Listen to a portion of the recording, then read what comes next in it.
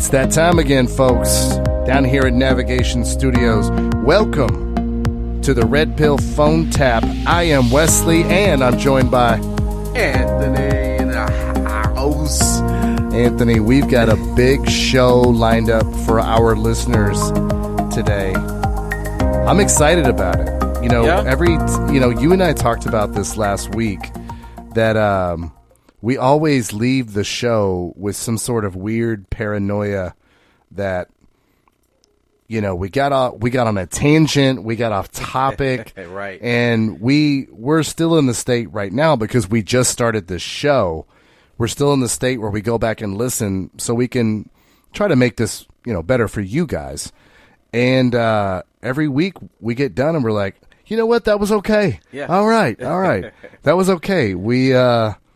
We didn't go on any rants. We didn't go off topic.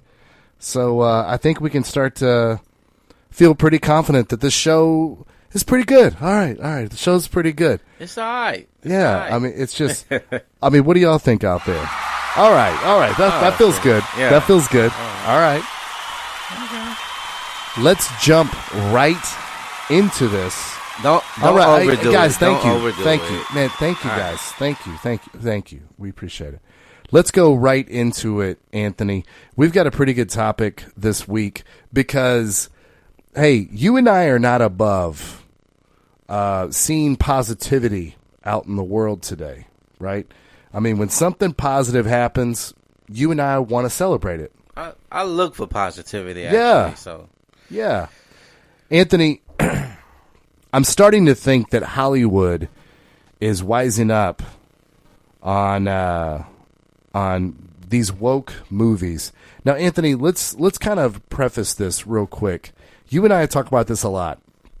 I think and Anthony, you brought up the good point about Harvey Weinstein. I think over in Hollywood right now, women just kind of get to run amok and tell men they ain't shit to their face because everybody in the Hollywood, movie industry had to deal with this Harvey Weinstein bullshit and the casting couch. And so they get in these echo chambers over in Hollywood and they think, we can just, tell men they're not shit and flick mud in their face and fuck men and then men in Hollywood just sit there and take it because that's the climate over there right now.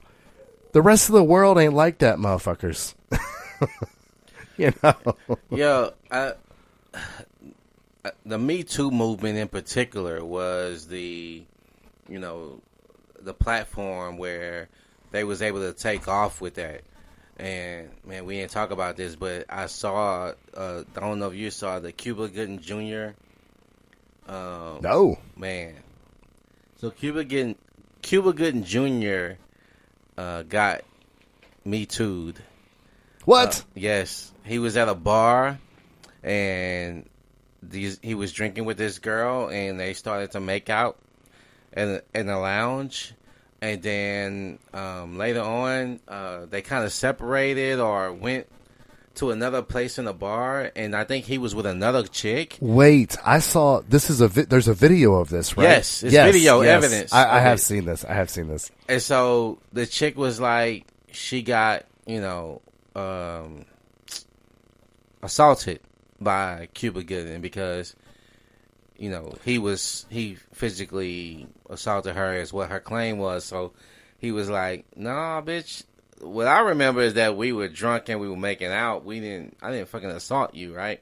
So yeah, man, poor everybody's catching heat in Hollywood because hey, I can say this because Harvey Weinstein happened, and it's like, bitch, that's not. Yeah, and it just seems like over in their nick of the world, you just get to kind of flick mud in men's face, and yeah, women are up, so that means men are down. Screw you. And over in Hollywood, men are just like holding their head down. They don't want to get in any Harvey Weinstein trouble, so they think the rest of the world works this way. We meant to bring this on the show, but we did not. And stay with us, listeners. We're going to a positive place, we promise.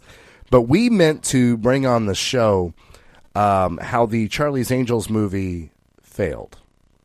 According to Hollywood, it failed. Wait, which one? Which Charlie? The Angels? new Charlie's Oh, okay. Angels movie. Elizabeth Banks was the director, and she was also in the movie. And we're gonna talk a little bit about her later, but she was quoted at saying some things about how, you know, they come out, Anthony, and they say, hey, this movie's for women. This is women. It's women up, baby. Charlie's Angels is a movie for women. This is a movie celebrating women. And so men are like, okay, it's a movie for women. They don't go. But then when men don't go, now we're sexists. Yeah. Now we don't like strong female leads. You know, it's a lose-lose for us. I hated that argument because it was going to be men's fault regardless. Right. So it was such a bad argument. What we're getting at here, though, folks, is Hollywood seems to be wising up. I'm sure everyone listening has heard the phrase, get woke, go broke. And they're talking specifically about Hollywood. All these movies where they've got these Mary Sue characters. If you guys don't know what a Mary Sue character is, a Mary Sue character is a female character in a movie that is just all powerful, can do no wrong, 'cause women. You know, and it's just really, women. What's an example of that? Well, the big example, and when people talk about get woke, go broke, is the Jedi in the new Star Wars movie. That girl. Oh, I'm lost. Again, I'm not watching the new Star Wars stuff because it just doesn't look good. Okay. I'm loving some Mandalorian though. That's You a and I good are show. liking that show. That's Baby very Yoda, good. cutest thing on planet Earth. Right. But these I need a baby Yoda for Christmas. But everybody. So sidebar to this. Do you know that Disney did not make Baby Yoda plush toys for this Christmas? They fucking. Oh, you gotta be kidding Cool. me. They don't like billions of dollars? Right. Cool. Don't make it then. I mean, that's such an easy sale, man. I mean, you were just saying, Anthony, you've got no kiddos in your house. It's you I in your want place, the and you're motherfucking like, Baby I Yoda. want one. So think about, like, people that do have kids and stuff. Right. I mean, this is easily billions of dollars Wow. on the plush Yoda toy. And we can't make it because then Disney already fucking got us on tap. Like, I mean, wiretapped our fucking podcast. exactly. Oh, Jesus. See, I feel like because you said they wiretapped it, we just got, if you guys are new to the program, that is the message when Disney direct messages the program. It says, please talk more about the things that and toys that Disney does offer. Don't talk about the things that we don't, or we will shut you off the internet. Okay. All Okay, right. Disney, we're All listening. Right. All right, Disney. We're No more listening. Baby Yoda talk. No more Baby Yoda talk. And I'm sure I know what this message is going to say. And please do not read our DMs live on the air. Okay, Disney, we're listening. We're listening. We don't want to make y'all mad. But going back full circle, man, it looks like Hollywood is wising up. These Mary Sue characters, these get woke films, these are not landing well with the general public. Because outside Hollywood, if you flick mud in people's face, if you insult people to their face, they don't, I don't know, stand in line to spend money with you. No. Motherfuckers. No. When you as a an actress, a filmmaker, producer, whatever, what have you, when you automatically, pretentiously, like, well, the movie won't do well, and if it doesn't, if it don't do well, I have a canned speech about why it won't, and the canned speech is directed towards men because men Evil. Well, my thing is this: they basically said we made this movie for women, and but if the man don't support it, then it'll fail. But they don't blame women for not coming to see the same shitty movie. Now, if you make an action movie where predominantly men will want to see, and then let's be honest, if you have good looking women, a lot of action, a lot of explosives, or a good movie plot and a storyline, and you bring in like, hey, we're gonna be uncovering new characters that you haven't seen, or we're gonna go behind the scenes of characters that wait. This is not even a Disney movie. I know. Disney just DM'd us. They said you're not allowed to observe that you enjoy beautiful women, Anthony. That's not okay. That's not okay. So you're supposed to make women in movies very it's supposed to make women that are not beautiful very comfortable, Anthony. They're supposed to, if they're beautiful... Shout out to the average bitch.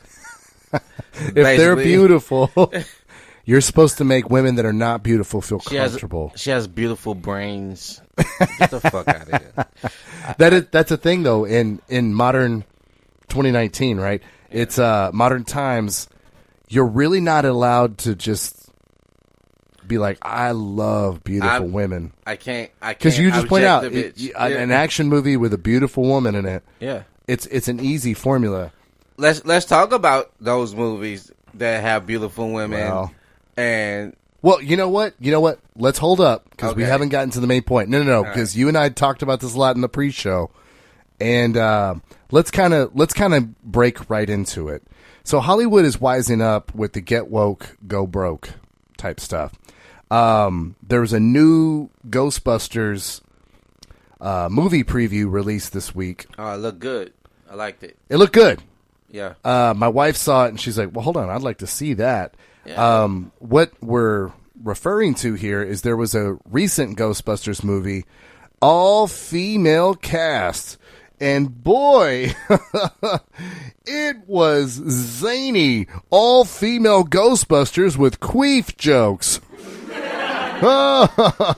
And Chris Hemsworth was in the movie, but he was the secretary.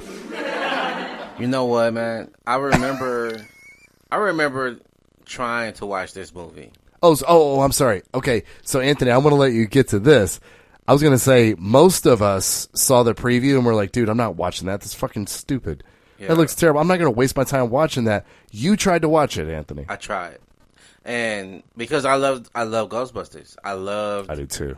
I loved when I was a kid, I used to watch it on Saturdays. I think cartoon? It came, it came on right before the Ninja Turtles. So I was like, Ghostbusters, yeah, I'm into it. I want to see it, and let's see what they do with it. You know, I'm interested. Maybe, because when you read reviews online, man, people are always trying to be the best fucking Siskel and Ebert, and it's like, motherfucker, I go to movies to try to enjoy them, not to destroy them, right? Right. So I'm same way. Because I'll tell you what, man, I'm easy to entertain. I'll just be honest. Yeah. When it comes to movies, I'm pretty damn easy to entertain. Now, I kind of look at movies like I look at food. You and I are both prior service. Shout out to Army versus Navy football games. The midshipmen, baby. Congrats to you fellas. But I can eat an MRE. But if I have fried chicken at Max's Wine Dive, I'm like, wow, this was epic. So I'm kind of like that with movies too. I can take a B movie and just be entertained. It takes a lot for me to just shut a movie down. But I also enjoy great movies like The Pianist. It was a phenomenal movie, So I'm kind of easy to entertain, but I also appreciate the good stuff too. That Ghostbusters movie, I was like, dude, get out of here. There's no way I'm spending time on it. Now, Right. I'd like to tell our listeners, so we can give them another resource, a very popular YouTube channel, and this is kind of my go-to to see if movies are good or not, if I should go see them in the theater. It's called The Angry Joe Show. Look it up on YouTube, guys. He's a really, really entertaining guy. He and his friends will review video games. They'll review movies. He's the show that I immediately tune into after I watch The Mandalorian every week. He's kind of like me. He's easy to entertain, right? Okay. But he also, so his takes and mine are usually pretty close. And when he saw the movie, because for his channel he had to review it, he was like, dude, get out of here. And he said in his movie review, and I'll never forget this, Dan Aykroyd and Bill Murray were in the Ghostbusters movie, but Bill Murray was not Peter Venkman. So what was he? He was just some guy playing some other role, and Dan Aykroyd was not. I know his last name was Stantz. I can't remember the Ghostbusters name. Dan Aykroyd was. Oh man. Ray Stantz. Yeah. Come on, Ray. Come on, Ray. So now, hold on. For all the Ghostbusters fans out there, man, straight up, wasn't Peter Venkman like the guy you wanted to be growing up? I love that you're bringing this up because Peter Venkman was funny on accident. Like he was manly, but comical, yet confident, but still always running after women. Yeah, he was chasing the Putin, but he was like the first player that I was like, you know what? I think I want to be Peter Venkman when I grow up, man. Because Peter, well, he was after the hot chick, and then even the ugly chicks, he was like, nah, I'm good. Like he ignored or like treated them bad, right? He was like, nah, you ain't on my level. But that for me is like, I want to see more Peter Venkman. I want to see the geeky Egon, right? And Ray was funny too in his own way. So when we have the nostalgia for the Ghostbusters that we knew, and you don't bring that to us, and they are available and they're in the movie, but they're not being who they were, like, why the fuck do I want to see that? Insanity. Yeah, I mean, so, and they pointed out, Angry Joe Show, they pointed out, like, they're not really respecting what came before. There's no passing of the baton type of... Yeah, and in the universe they created for the female Ghostbusters, the old Ghostbusters did not exist. Right. Is what I understand. Again, you saw parts of the movie. Well, I did not. It looked like it was doing a repeat of the original. Yeah, like a reboot. Yeah. So it didn't, like you said, it was a reboot, like a remake, like they was remaking Jason for the first time ever. Right.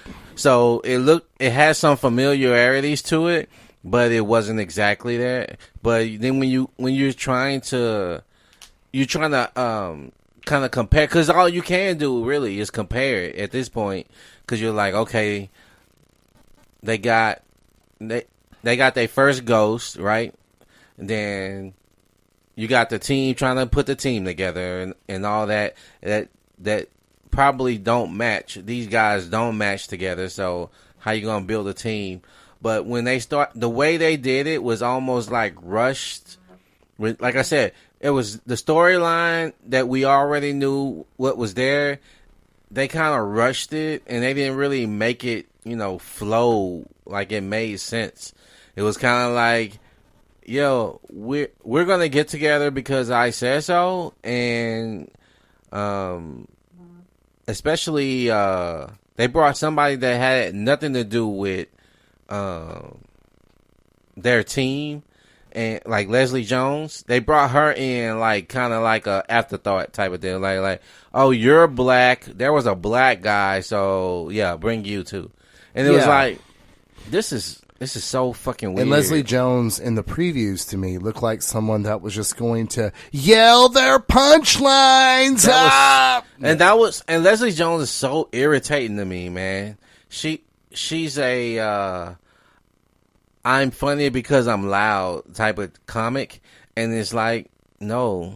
Like, just because you're loud doesn't mean I hear you better. Leslie or I understand Leslie you Jones better. seems like to me she's in that lane of comedy where like people that live in Nebraska that don't know or talk to black people, they're like, "Oh, this is what black people are like. This is funny." You know, it's Yeah. you know what I mean?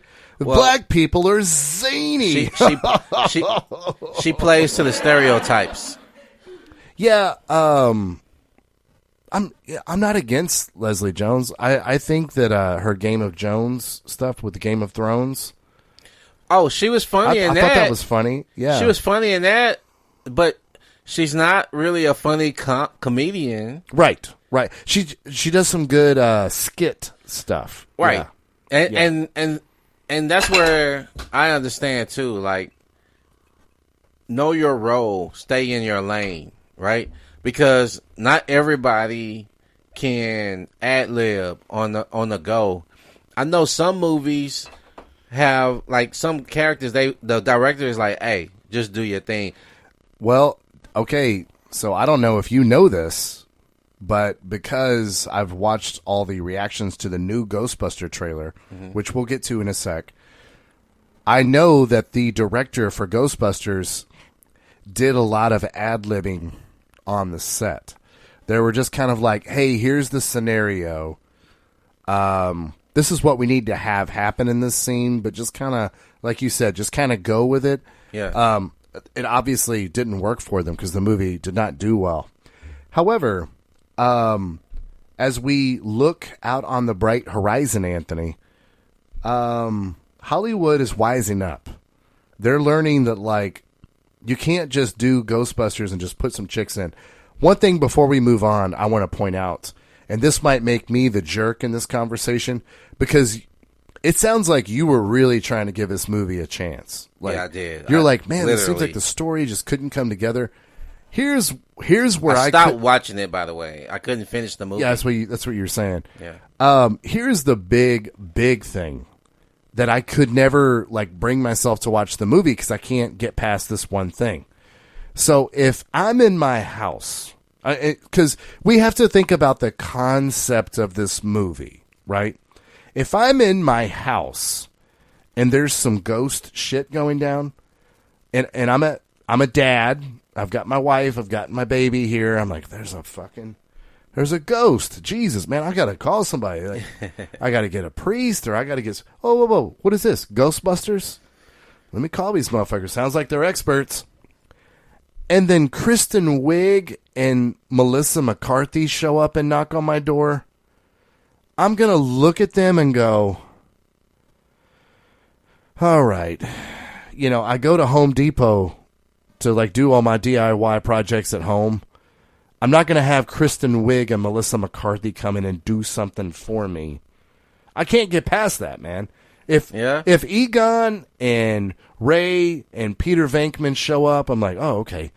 And I'm sorry, if that makes me a sexist, then fine, I'm a sexist. Dude, if women, like a little mousy chick like Kristen Wiig, who, by the way, I'm not dogging on Kristen Wiig. Kristen Wiig might be my second or third favorite SNLer of all time. She is, to me, she's the bee's knees. She's funny as hell. One of the greatest SNLers ever. Love Kristen Wiig. Love the movie Bridesmaids. Love that movie. It is fucking hilarious. Melissa McCarthy is fucking hilarious. But look, man, I'm not trying to have women show up to, like, do man shit for me that look like that. Now, if it was somebody like Ronda Rousey that was a Ghostbuster, or if it was somebody who was the chick that was in The Mandalorian But recently. they're not fighting the ghosts. Man. No, I'm not saying they're not fighting, but they don't look like mousy. Like, I'm just feel awkward. It's like, okay, sweetie, I'll take care of the ghost. Never mind, y'all get in the hearse and take off. Or if it was someone like Kat Zingano that was recently in The Mandalorian. Oh, man, she's hot. God, she's beautiful, isn't she? Yeah. She is really something. Kat Zingano, shout out. You're probably number one hottest UFC fighter of all time. But if it was someone like that, someone that had some grit, you know, Kristen Wiig, oh, hey, we're with the Ghostbusters. Help. Sorry, keep interrupting myself. It'd be like, all right, man. All right, y'all take off. I should have done this myself. This is my fault. I would do that if a man had that mentality too, though. Like, right, if you're coming for ghosts, you better be like pretty alpha about coming after ghosts. Yeah. Melissa McCarthy and Kristen Wiig are not alpha. And by the way, I'm not looking for them to be alpha. I think they're great. Melissa McCarthy is funny as fuck to me, too. I'm a fan of both of them. But as Ghostbusters, that was just cast all wrong. From what Angry Joe tells me, there was nonstop queef jokes. It was just not a good movie. Look, George Clooney played in a terrible Batman movie. He admitted it was terrible. Move on. Don't defend this thing to the grave. So, Anthony, double down. Oh God, which is funny. When you talk about somebody that just won't admit something's fucked up and they just double down, who do you think of immediately? Trump. Yeah, exactly. So it's pretty ironic here what we're about to read, because the new Ghostbusters preview came out this week. Anthony, you said you liked it. Yeah. I liked it. To paraphrase this preview, I had the Stranger Things kid in there. Yeah. These strange. And by the way, that Stranger Things kid, good Lord, I can't remember his name, but the one that kind of has like the gums and the curly hair. Yeah. He has a hilarious prank show on Netflix. Oh, okay. That you guys should watch. Oh my God. Before you leave tonight, I'm going to have you watch an episode. That shit is funny, man. But it's a hilarious prank show. But this new trailer comes out. Anthony loved it. I loved it. And it's paying all this homage to the old Ghostbuster movie, which is what Ghostbusters fans want. I mean, it's a no-brainer. If you want, because who's gonna go see the Ghostbusters anyway? Like, it's gonna bring the parents gonna bring their kids. They're gonna talk about, hey, in the 80s, this was what happened. This was one of the best. We had Ghostbusters 2 with Bobby Brown, the music. Oh no! Yeah, you know what I'm saying? You're gonna bring all that nostalgia from people our age. You know, we're in and control. So you're gonna bring their kids. They're gonna be like, hey, you're gonna watch this shit before you go see the movie, because you got to see the original to know the background on why. Because and then what do you have then, Anthony? You got parents hanging out with their kids. Yep. Is there anything better than that? Exactly. How many parents took their kids to go see this woman Ghostbusters team? None. No. Well, maybe a few, but once they found out, like, you're not paying homage to the old Ghostbusters, you're not doing what needed to be done. So this new preview shows us some of that. Hold on, Wesley. Back in the day when movies came out, we may have gotten the preview, but you never got to get reviews the way we get reviews now, right? Right. So there's so many people that get to show, like, hey, this is what you can expect, and then you even get critics that see the preview of the movie before it came out, get their review, and so you're getting more information now than you ever would to see if you're going to even spend your money. Because most of the time... And it's great, right? It's great. Most of the time you go to a movie before, you didn't know what to expect, and you got to pay all... Because movies aren't cheap anymore, man. Well, they've never been cheap, really. I mean, they've never been cheap. Well, especially the concessions. Yeah, you just know when you go to a movie, the concessions are just triple the fucking price, right? You know, because with inflation, you can it's kept up. Because I remember back in the day, you had a dollar movie. I don't know if that still exists anymore. I think they still have those here in Houston. Okay, because a lot of the dollar movies that I used to go to in the southwest side of Houston, they're shut down. So I don't know if they. I know of one that's up in Spring. I believe it's $1 cinema. If it's not a $2. Okay, but you bring up a good point. The reason that the $1 cinema was a thing is because going to a movie is still a cool experience. Yes. I don't know what if you held a gun to my hand and asked me why do we like going to the movies so much, I wouldn't really be able to answer you. But I think we can all agree we all like it, Yeah. right?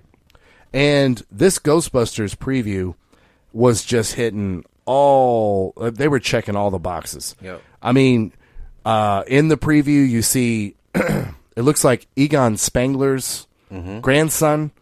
They go out to this farm. You know, his grandson's passed away. Paul Rudd's in there. Like, oh man, it's a cool replica. Like, replica of what? It's like, it's a replica of a ghost trap. You don't know about like what happened in Right. the 80s? They show footage of the Ghostbusters in the 80s in New York. I mean, it was just squee. Like it Right. was like loving it. And we were all loving it, but one person did not like it, Anthony. Now, who could this be? Leslie Jones. Leslie Jones is angry. She puts out a tweet. She looks angry. Just by default. I hate that she put out this tweet because I actually kind of like Leslie Jones, I but it's don't. just silly. So someone, Sarah Bills Mafia on Twitter, she tweets out, if it doesn't have Kate McKinnon and Melissa McCarthy and Leslie Jones, not interested. Mm-mm. And She's single, right? I'm sure, yeah, she's either single or terrorizing her husband and children. So Leslie Jones tweets out, so insulting, like fuck us. We didn't count. She spelled we didn't count. We DINT. We didn't. Wow. We didn't count. See, I don't even want to say it. Let me finish the tweet so you can comment on it. We didn't. We didn't count. Okay. It's like something Trump would do. And then she says, parentheses, Trump voice, gonna redo Ghostbusters, better with men, will be huge. Those women ain't Ghostbusters. So annoying. Such a dick move. And I don't give a fuck. I'm saying something. So Leslie Jones, it's pretty universal that this movie is terrible. And she just can't be like, we did a bad movie. You know, and that to me is more Trump-like than what Hollywood did making a new Ghostbusters And these movie. are kids. These aren't other men. These are kids that's doing a remake. Here's what Hollywood's finding out. This girl here, let's give her credit. Wait, Sarah, scroll back up to that photo. Oh, this photo of the Ghostbusters, like they didn't even get the suits looking cool. You know, oh my goodness. Look at Leslie Jones. That bitch don't look. You wouldn't welcome that bitch into your home, bruh. You I wouldn't. mean, I don't know. She seems really cool on some stuff. Look at her right now in that photo. She can, looks angry for sure. and I think she has a anger issue. She's always had an anger issue because let's just be real, man. Leslie Jones ain't attractive. It's hard to live in this world as a woman and not be attractive. It's hard. Right. It's tough. And she's like too fucking big. You know what I'm saying? Like she's gonna be a little intimidating because of her large ass hands and fucking, you know, I don't know, man. She look like an Amazon woman. Yeah, I mean, there are Amazon women that that are attractive. But she got strong features, you know what I'm saying? Like a bit masculine. Yes. She can try out for the Texans. You know what I mean? Like ain't nobody gonna be like, yo, she belong. You know what I'm saying? That it ain't. No one's kicking her out. It's like, you don't belong here, little girl. No, they're like, oh, you. What position you play? You know what I'm saying? It's not receiver. It's not receiver that she's playing for sure. Sarah at Sarah Bills Mafia. This is what Hollywood's finding out. These loud people on Twitter, like at Sarah Bills Mafia, they don't go watch these movies. If all the women in the U.S. went to the movies that they said they love That would on be Twitter, popular. boy, they would be. They would make so much money. But they love getting on social media. Click, click, click, click, click, click, click, click, click. Like that. Love this. Oh, my God, girl. Women are so powerful. They're Ghostbusters now. Well, then why don't you go see the movie? Right. Fake outrage, man. Fake outrage. Yeah, but I'm not talking about fake outrage. I'm talking about fake glee. Like they're acting so excited about shit that they don't go spend money on. So you're saying that she didn't even, when she made this tweet, she was like, I didn't even see that movie, but I see that women aren't getting, or these women aren't getting their due from making the previous movie, so I'm going to speak shit and then I'm going to tag all of them in it and start some shit. Yeah, these at Sarah Bills Mafia, as soon as they learn about an all-female Ghostbusters cast, they're hitting up Twitter. Yeah, girl. Oh, girl power. We got female Ghostbusters. About time. About time. Then when the movie comes out, they never go to the movie. Too busy. Yeah. They don't go. They don't go spend their money on this. Wow. This is fake support because these type of people, this is men and women, not just women. These types of people, your water bucket challenge people, you know, all these people, they think if they post on social media that they're supporting something, that it equals dollars at the box office, and it doesn't, man. You actually have to now get off your fucking social media, and you have to go spend money and watch the movie. That makes sense. Hollywood's finding this out. It makes sense because even though you're allowed, don't mean that you're actually supportive. You get to run your mouth on social media, but you're not actually supporting. Yeah. You're not really supporting. Yeah. Yeah, you're just pouring a bucket of ice water on your head that you just poured at your sink. That's not giving dollars to the cause. Right. You know, and I understand, hey, you get clicks and you can become an influencer and things like that. But that's not how cinema works. The way cinema works is you have to go spend money and watch the fucking movie. Yeah. And that's not what these types are doing. And then... and they can... And why you say that, man, if they really want to support them, they still can do it and go buy the DVDs. Or go to Redbox or whatever. Right. But the new the all-female cast, that was clear in the new Ghostbusters preview that is not Ghostbusters canon. It is not, because Paul Rudd, and you better believe they specifically did this for a reason. Paul Rudd says, there hasn't been a ghost sighting in 30 years. Yeah. So clearly, yeah, all the female Ghostbuster stuff is like deleted. And it should be, because it's terrible. Right. You don't want to acknowledge anything that's going to, like, bring down your brand. Right. And, I mean, there's so many people, Anthony, that are like, oh, God, Hollywood doesn't have any new ideas. You just pointed out, Anthony, the reason nostalgia works is because you have reached 2 generations. Yeah. And you know what? All you jerks that are like, oh, God, here goes another Ghostbusters movie. You know what, man? It's fun. It's fun. Stop. When you can bring your kids to the movies and be like, yeah, Ghostbusters, you want to learn about this? And in the preview, it's these kids that discover all this stuff, right? And how cool will it be for you to be able to show your kids the old Ghostbusters, and in the movie they start showing clips of the movie you showed them at home? It's just fun. It's just fun. So Hollywood's wising up. I didn't think that they would come out with another Ghostbusters movie this quickly. Me either. But man, I'm excited about it. Hey, I'm going to go see it in the theater because I'm that excited about it. I think the Ghostbusters, either whoever came up with it is like, hey man, we need to fix that. That was horrible. Because there's money to be made. You and I want to go see it.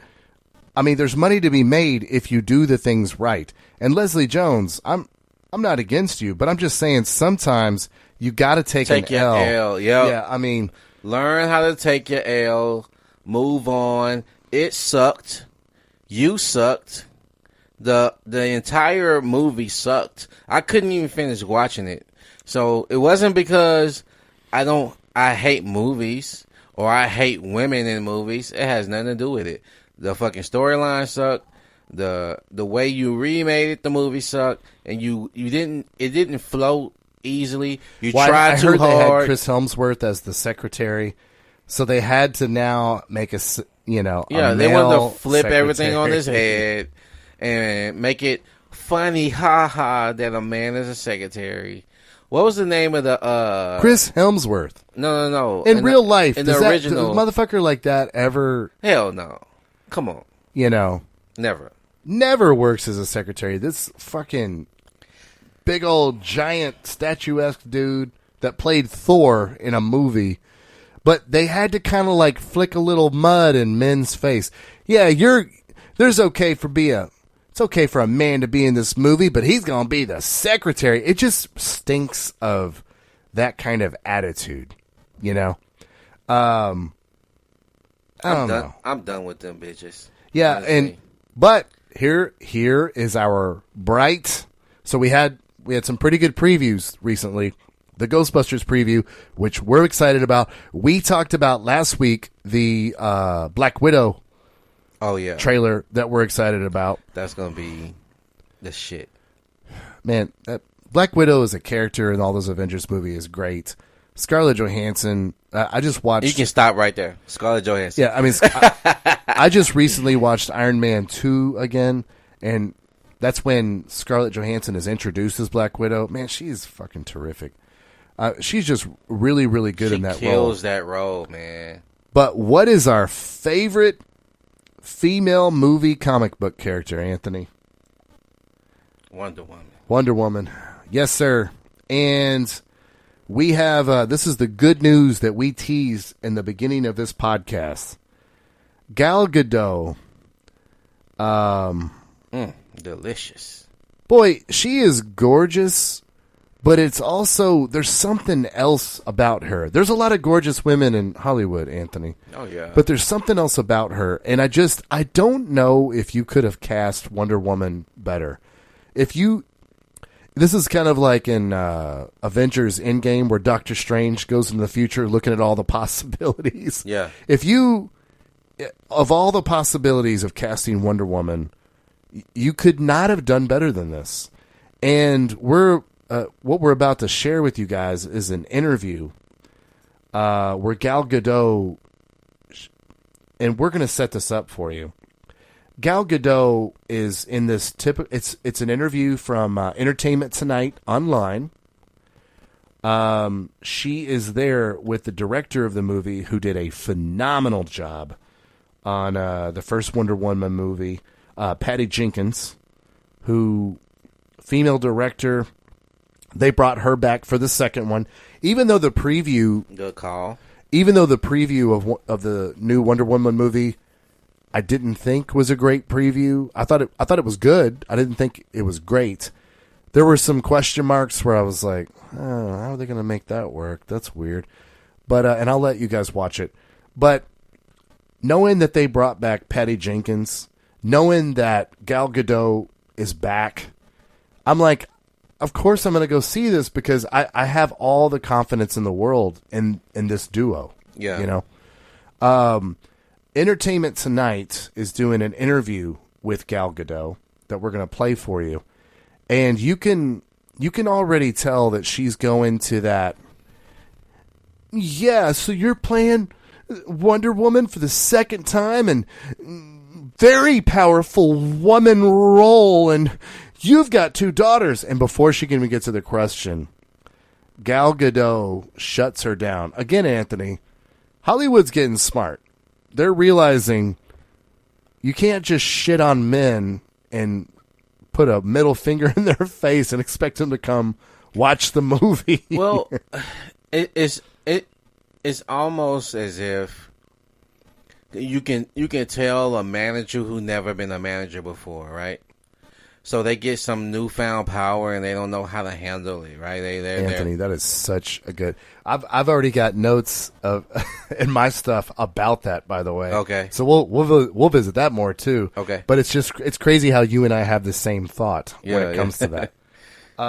Let's play Gal Gadot's reaction here, because this is just such, for me personally, to see a woman, and I'd like to point out, because Anthony, you and I watched this interview before we started the show. Do you remember what question you asked me after you watched the interview? No, I don't remember. You said, "Where is she from?" Oh, yes. So she's not from the United States. Exactly. Which is why you're not getting the typical fuckery female response. Man, that makes... Yeah. Yeah. That you went didn't even right over realize my you head. did that. No, Yeah. I didn't. You're like, hey, where is she from? Because Yeah. women in the United States don't talk like this. But I'll stop teasing it. I'll let you guys listen to it, because her response is just this, to me, shining lights. Like, oh, wow, there are some women in the world that are not dumb hoes. You know, I mean, so we'll play this for everybody here at home. Give us a sec.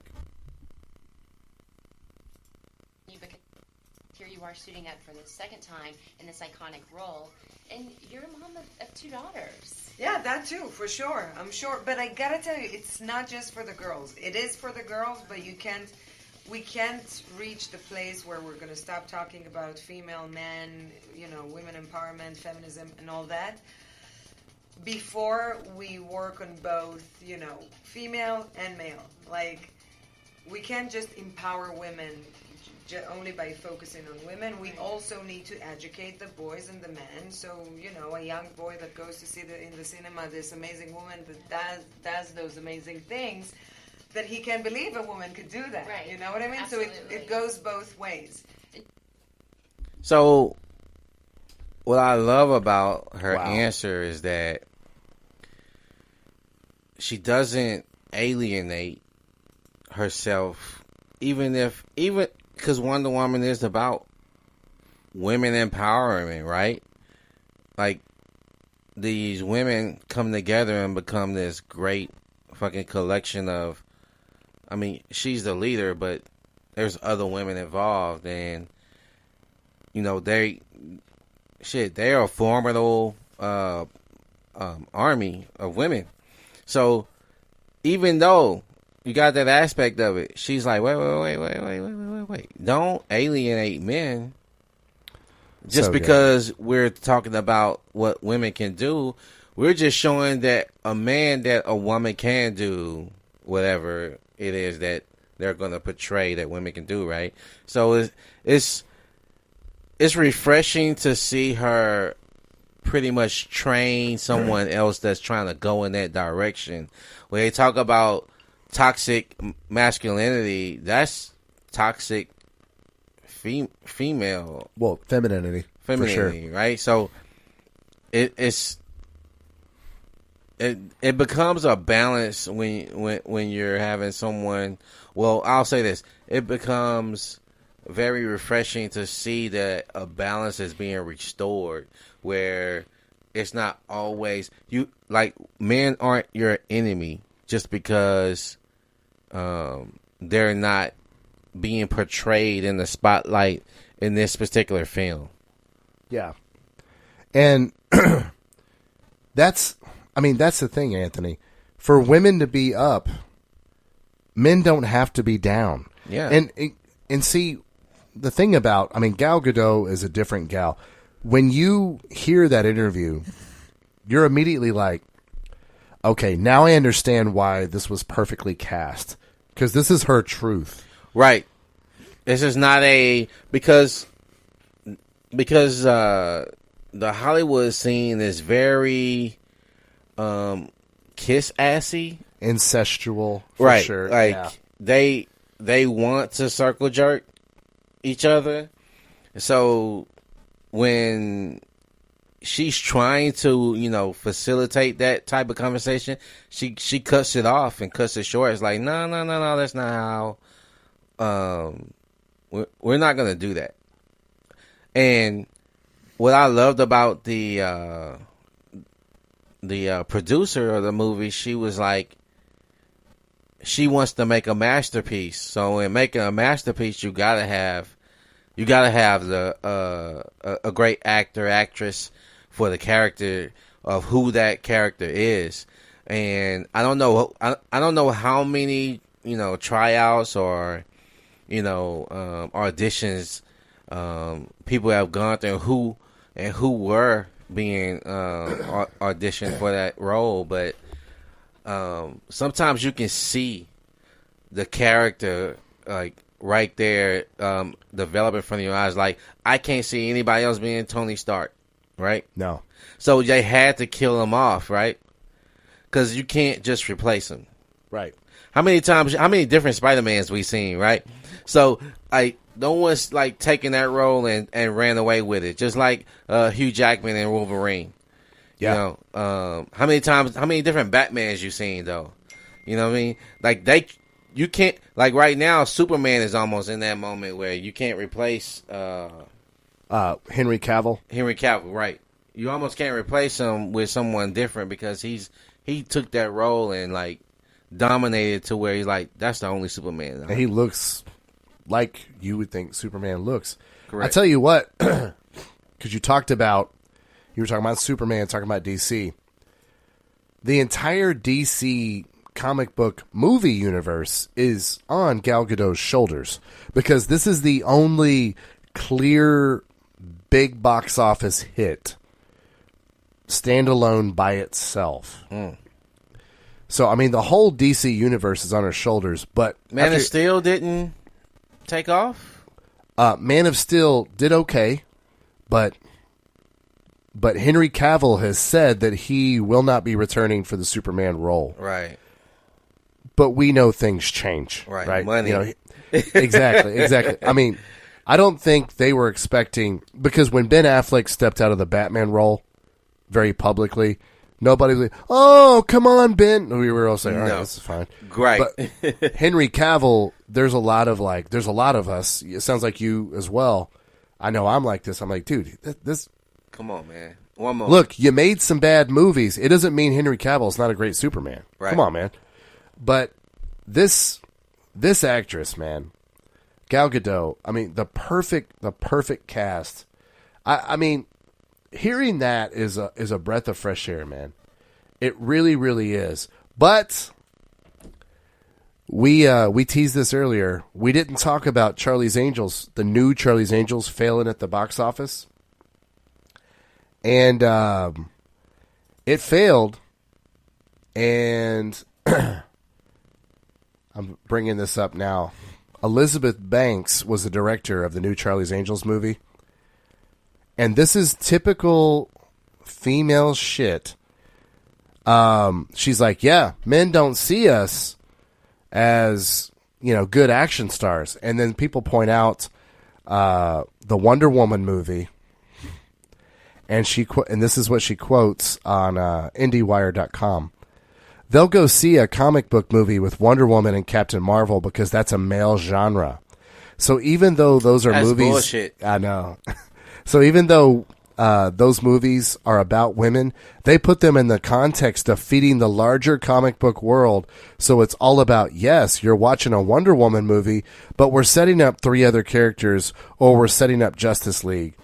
Elizabeth Banks, you either. I don't believe that Elizabeth Banks did not watch the Wonder Woman movie. I don't believe that. So I know that she's lying right here. She knows goddamn well that Wonder Woman movie was not setting up other characters. There were no other characters in the movie. She was in the Batman versus Superman movie. Right. But that was to set up the Wonder Woman movie that was coming up after it. Right. So that was males setting up her movie. Now, she was referring to Captain Marvel earlier in the interview. She would be right when she said that, because with Marvel's trickery, they put in Captain Marvel at the end of Infinity War, and so it kind of tricked us into going to go see Captain Marvel. By the way, we were talking about it earlier. Not a bad movie. It's not like I regretted spending the money on it, because Samuel L. Jackson was really good and really funny in the movie. There's one really bad part in the Captain Marvel movie that I won't ruin for you. It's about how Samuel L. Jackson loses his eye. Okay. It's absolutely terrible. But other than that, pretty good movie. There's a cool little twist in it. So I didn't regret going and spending the money, but I still felt a little duped. I was like, that didn't have anything to do with Infinity War. I didn't have to watch that. You pulled some trickery on me. I won't fall for that again. I don't like being tricked into going to a movie. But Elizabeth Banks is 100% wrong about the Wonder Woman movie. It was just good standalone on its own. And I would like to point out, this is what women's problem is, Anthony. This is why for them to be up, they've got to bring down men, because this is how they operate amongst each other. I'm about to say they don't have to, but when men play sports, you have to work to be good at sports, to be the best on the team. You might have to go weight lift. You might have to do all these things, right? Women, to just be pretty, they just kind of sit around and they exclude a girl that makes them uncomfortable and too pretty. So it's not surprising that women's response to trying to quote unquote be equal, they got to bring men down, because this is what they do amongst each other. And Elizabeth Banks' comments on the Wonder Woman movie is living proof. You know, it's like, yeah, but hold on a second, Elizabeth Banks. Other movies did well that that had women leads in action. Yeah, but that's not the same. And let me tell you, the Wonder Woman movie wasn't shit because blah, blah, blah, blah, blah, blah. Oh, my God. You just made a movie that wasn't that good. It's okay. Admit it. You and I put together before the show, for any of you, I almost kind of feel like I'm being punked when I hear people say, we don't go see movies that have female leads. Because surely you know that's not true. Yeah, surely you straight know. Lies. I mean, the biggest example of all is the Aliens movies. Yeah. Sigourney Weaver was a star of those movies. We couldn't get enough of them. We looked up, it said that there were 3. I am pretty sure there were 4 Aliens movies, if I'm not mistaken. It seems like there were 4. I could be wrong, but there are at least 3 for sure. I think there was one recently, right? Like, I remember Alien Prometheus 3. And Prometheus was the recent one, and also, I mean, either way, these are franchises. The Aliens movies, that's a franchise, and Sigourney Weaver was the star. Resident Evil was another one. 4, 5 movies? Yeah, I don't know, 6. Let's look this up live. Resident Evil, like, kept going. He was like the Energizer Bunny. He kept going and going and going. I was like, they gonna run out of movies, right? You're right, there's 6. Yeah. And by the way, this is kind of like when you and I were looking up some movies earlier, you're like, oh, I don't think I've seen that one. I need to go see that one. Yeah. So, this is the proof. Underground series, yeah. Yeah, this is Underworld. proof. Underworld was another good one. I mean, and, you know, the Resident Evil movies, it was shooting up zombies. Yep. That was a formula that worked for 6 movies, and we went and saw them all. You know how we know that was successful? Because they kept making the damn movies. Right. They ain't going to make another female Ghostbusters movie, Anthony. Nope. Sorry, Leslie Jones. You didn't get a call back. Well, you're just bringing up dumb action movies, Wesley. Really? What about Tomb Raider? Tomb Raider was solid. You ever heard of a movie, Anthony, called The Hunger Games? Hell yeah. How many movies was there at? Female leads. 3 Hunger Games? 3 Hunger, and they're good. Charlie's Angels with Cameron Diaz. Yes. Of course, the Wonder Woman movie. Stop with this. We don't support female leads. Will you stop?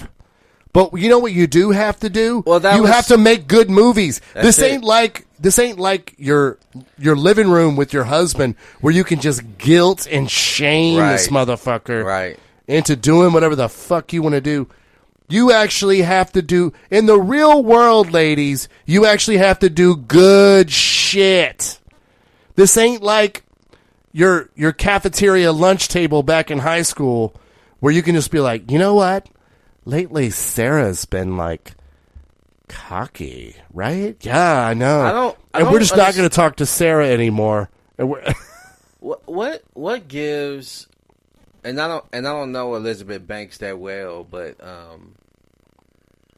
when you get on a soapbox to say, because in my mind, didn't she really just shit on her own people? On her female that actually are successful in their female roles, right? Like, what? It is mind-boggling to me where you can't be, you can't fail at something without having to drag everybody down with you. Well, in the female world, it seems, unless you're someone that has transcended this, like Gal Gadot. Thank God those kind of women exist. In the female world, that's how they operate amongst each other. They become the most popular girl in school, not by doing a bunch of cool shit that makes people like them. Bye-bye. They become the most popular girl in school by tearing down the current most popular girl at school. This is how they operate, Anthony. Or potential threat. As we get Steve Irwin in here, the crocodile hunter. Yeah, it's just a female human being. One of the things they do is they tear down other people, eh? Yeah. This is how they operate. They're dangerous creatures. You have to know that, and give them a platform. Anthony, you brought up the point earlier. It was just like, hey, this is what it would be like if they were in charge. If instead of having, as they point out, the patriarchy, if it were a matriarchy, this is what it would be like if they were in charge. They would, it's very, very telling. You know what I mean? It's very revealing how someone would handle empowerment by the way they act before they're empowered. Yeah. It's very telling. Men, at least in pop culture, have a stoic, honorable response. They put women and children first. Using a comic book example, Spider-Man, with great power comes great responsibility. No, in women's world, especially in the feminist one, with great power means fuck men, they ain't shit. They would have us living under a rock, Anthony. All these feminists. Ha, fuck men, they holding us back. Ha ha ha ha. They'd say something quippy and they'd high five each other, and then we'd just be living in a dungeon. Are we? Because, and we might have to touch this on another podcast. I'm very tired of the gender wars, man. We gotta get beyond the because I'm a woman, men are my enemy, or because I'm a man, women are my enemy. Is the gender wars gotta fucking stop, man. We gotta get over that shit, because to progress forward, it's gonna take both of us, being on the side of each other, not fucking continuing this fucking useless fucking because I think honestly, if a woman ever came to me with a mentality of, for me to get up, I have to tear you down, I'm immediately eradicating this bitch out of my life. There's no room in my life for you to be near me, because you gotta step on my head to get up in life. And sometimes I volunteer that if I want to help you, right? But it's me picking you up, you know what I'm saying, by the hand and pushing you up, not you fucking stepping on my fucking head with your heels and be like, and then when you get to the top, you kick the fucking ladder down, like, Right. you know what I mean? Yeah. Like, hey, thank you, but I don't need you anymore. And it's like, that's kind of fucked up. It's like, but if and the thing is, I don't think all women have a evil when they see men in other roles, that they actually is like, well, that could be me. But men, I don't think they see that shit. I think women because the women that are like Elizabeth Banks, I don't know how she got her role or how she even became who she is, right? But did she get that on her own, or did somebody else help get her there? Because I really don't think you would come in with that in much intensity and hate towards the opposite gender if you did that on your own, right? Like something's off with that for me in my mind. Well, it's also like it's a built-in excuse. And by the way, you asked how Elizabeth Banks got to where she's at. I'll have to look more into this because I don't know the full story, but her husband is a producer. Of course. See? So, here's the thing, man. It's just... Hollywood begats Hollywood. That's just how that shit is. And I'm sure she can just go, right? I'm sure her husband will just be like, yeah, no, women power, because women... It's like, no, bitch, you've got... So if the movie's great, it's not because everybody's sexist. It's Right. because you made a great movie. Exactly. If the movie sucks, you've got a built-in excuse. I would like to point out, because you said earlier, Anthony, before the movie even comes out, they can say this, so that we're clear. That interview on Bizarre was done before the movie was released. See? It's hilarious. And I liked Elizabeth Banks, but now I've just, for me mentally, in my head, I've just got to put her in the same lane as all these fucking dumb bitches. However, we have a light at the end of the tunnel. We have Gal Gadot's out there. Now, why are women not going to adopt the Gal Gadot point of view? She's too hot. She's too hot, man. Women want to follow women that make them feel comfortable about their own looks. Man, They absolutely hate. that's so weak. It's very weak. Because when I see, we talked about this in the podcast before. Whenever I see Chris Hemsworth or see my wife going gaga over Chris Hemsworth, that's like one of her favorite actors. Because Jesus, look at the guy; he's a marvel. When I see that though, instead of me crossing my arms and getting all mad, I'm like, it motivates me about working out more.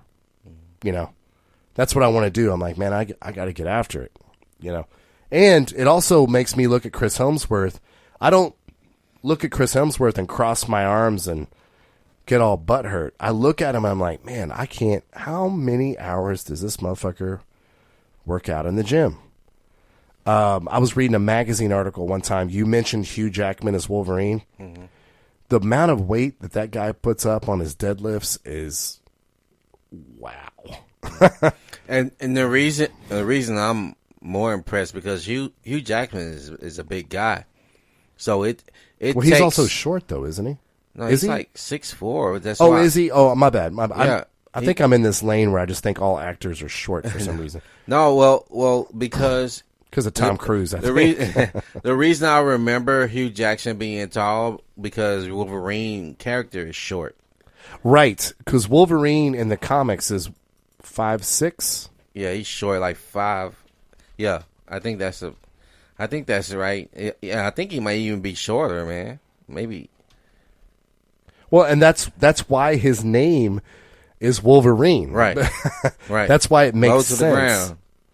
Low You to know, the ground, yeah, man. very a small guy that's just he's 5'3". We just looked Yeah. this up. 5'3". Wow, that is really short. Yeah. And we're looking up. Yeah, and you were 100% dead on. Hugh Jackman is 6'2". Okay. Yeah, so they've got we're looking here online at a comparison of where he would be. And Wolverine would literally not, the top of his skull wouldn't even come up to Hugh Jackman's shoulder. Wow. Yeah. And again, that's why the name Wolverine makes sense, because Wolverines are small creatures in nature Right. that are just fierce as hell. I got to tell you, Anthony, that Gal Gadot interview, though, wow, it's impressive that women think like this.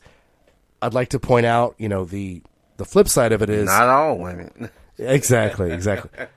But the flip side of it is, when you and I are talking about women mostly on this show, we're talking about women in the U.S. Yeah. I'd like to point out she's not from the U.S. Yeah, that sucks. Because the reason I guess I asked that subconsciously was because I'm like, is there hope? And it's like, Right. And it's like, fuck, nah, ain't no hope. Before we get off this topic, you and I were watching in our pre-show, we were watching an interview from Kate McKinnon, who coincidentally was a Ghostbuster in the female Ghostbusters. Oh yeah. But Kate McKinnon, to me, she's all good to me. Well, you can tell. See, and different women can have a aspiration when they see great people. Like when someone is so much more greater than you, as far as like who they are and what they can do, and you're trying to say, man, that person is great. I wonder how they do it. Mm-hmm. And like, for instance, you were researching, you was like, man, this dude put up so much weight, or this dude do this Hugh much. Jackman. You're like, hey, I'm gonna look into why this person is so great. And then when you get to be in their presence and you get to see how they're great, and then you're like, okay, I'll follow you because I want to be as great as you. So I love seeing that, and it's going to sound bad, but in my opinion, because and if you listen to the show, I've said women have a hive mentality, so they tend to do the same shit. So I love to see a woman see Gal Gadot and then want to emulate her. So, yes, that warmed my heart seeing her listen to how she became who she was, and wanted to bring a more insight to why she what was the are you gonna play the clip of that interview or no? No. Okay. But, you were, I'm kind of interpreting, you were kind of giving Kate McKinnon a compliment. Yeah. Because you were like, wow, the way, and we were watching an interview of Kate McKinnon on Jimmy Fallon. You guys look it up. Kate McKinnon is talking about when Gal Gadot comes on to host SNL, and she has her sit down, and of course, and she goes, Gal Gadot, who's not very impressive, very Right. sarcastically, right? Right. Because she's obviously very beautiful, very impressive. And then she says that she sits down and at the meet and greet, and she's like, okay, we're going to go around the table, and she takes charge of the room. A lot of these celebrities can kind of be standoffish because the SNL cast, they all work together every day. And, it's like coming into someone's workplace. Everybody knows each other. She immediately takes charge, and she's like, so we're going to go around the table, and we're going to say something that we've never told anybody about us. And they're like, oh, okay, we're probably not going to do that. She's like, no, we have to do this. Right. And and they went around the table. And even the producer of SNL, who's real like clammed up, is like, when I was 10. But Kate McKinnon obviously is in that lane of woman like, wow, there's something I can take from her. And Kate McKinnon to me is hilariously funny on a terrible last 4 years of SNL where her talent is being squandered. Yeah. Because Kate McKinnon is really funny. And that cast around her is kind of garbage, man. SNL hasn't been the same for a while, man. It's been like 4 years, and I've never worried about SNL getting canceled like now, because it's basically, it's not Saturday Night Live anymore. It's kind of, did you see what Trump did this week live? Yeah. And they have leaned in really. And by the way, Every man, late you're night not show. different because you dislike Donald Trump, man. Jeez, that's like bitches on internet saying they're passionate about travel. Motherfucker, yes, we all love traveling. You're not different. And SNL thinks they're different because they make fun of Donald Trump. It's like, look, you guys really need to dig a little deeper here, guys. There's so much more to bring to the table, when, especially like you said, they're so talented, man. You can bring so much more to the table than that. But when you have people in a echo chamber, and it's more popular to do the same thing than it is to break away from the status quo, right? How many times have you seen on the late night shows these guys are talking about fucking Trump? Right. It's every fucking late show. Every late show is talking about Trump. So you're saying, so hold on a second, Anthony. They're saying Trump's not very smart? Yeah. What? Trump's not very smart? Oh my God. Yeah, that's basically what it's become. Hey, I thought you would find this interesting, Anthony. I looked this up for you. Your boy Hugh Jackman. Yeah. And this is, ladies, when we talk about men, when we accomplish shit, it means we have to actually go do great shit. We can't just tear down the three people in front of us. We have to actually go, like, do impressive shit on our own. Like, to become the starting wide receiver on your high school football team, if you're a guy, Yeah. you can't just poison all the dudes that are in front of you at the receiver position, Right. or get them kicked out of the school or something. You actually have to become more athletic and win the position. So your boy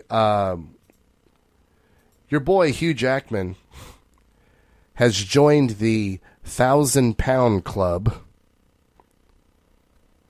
What does that mean? This is on people.com, everybody.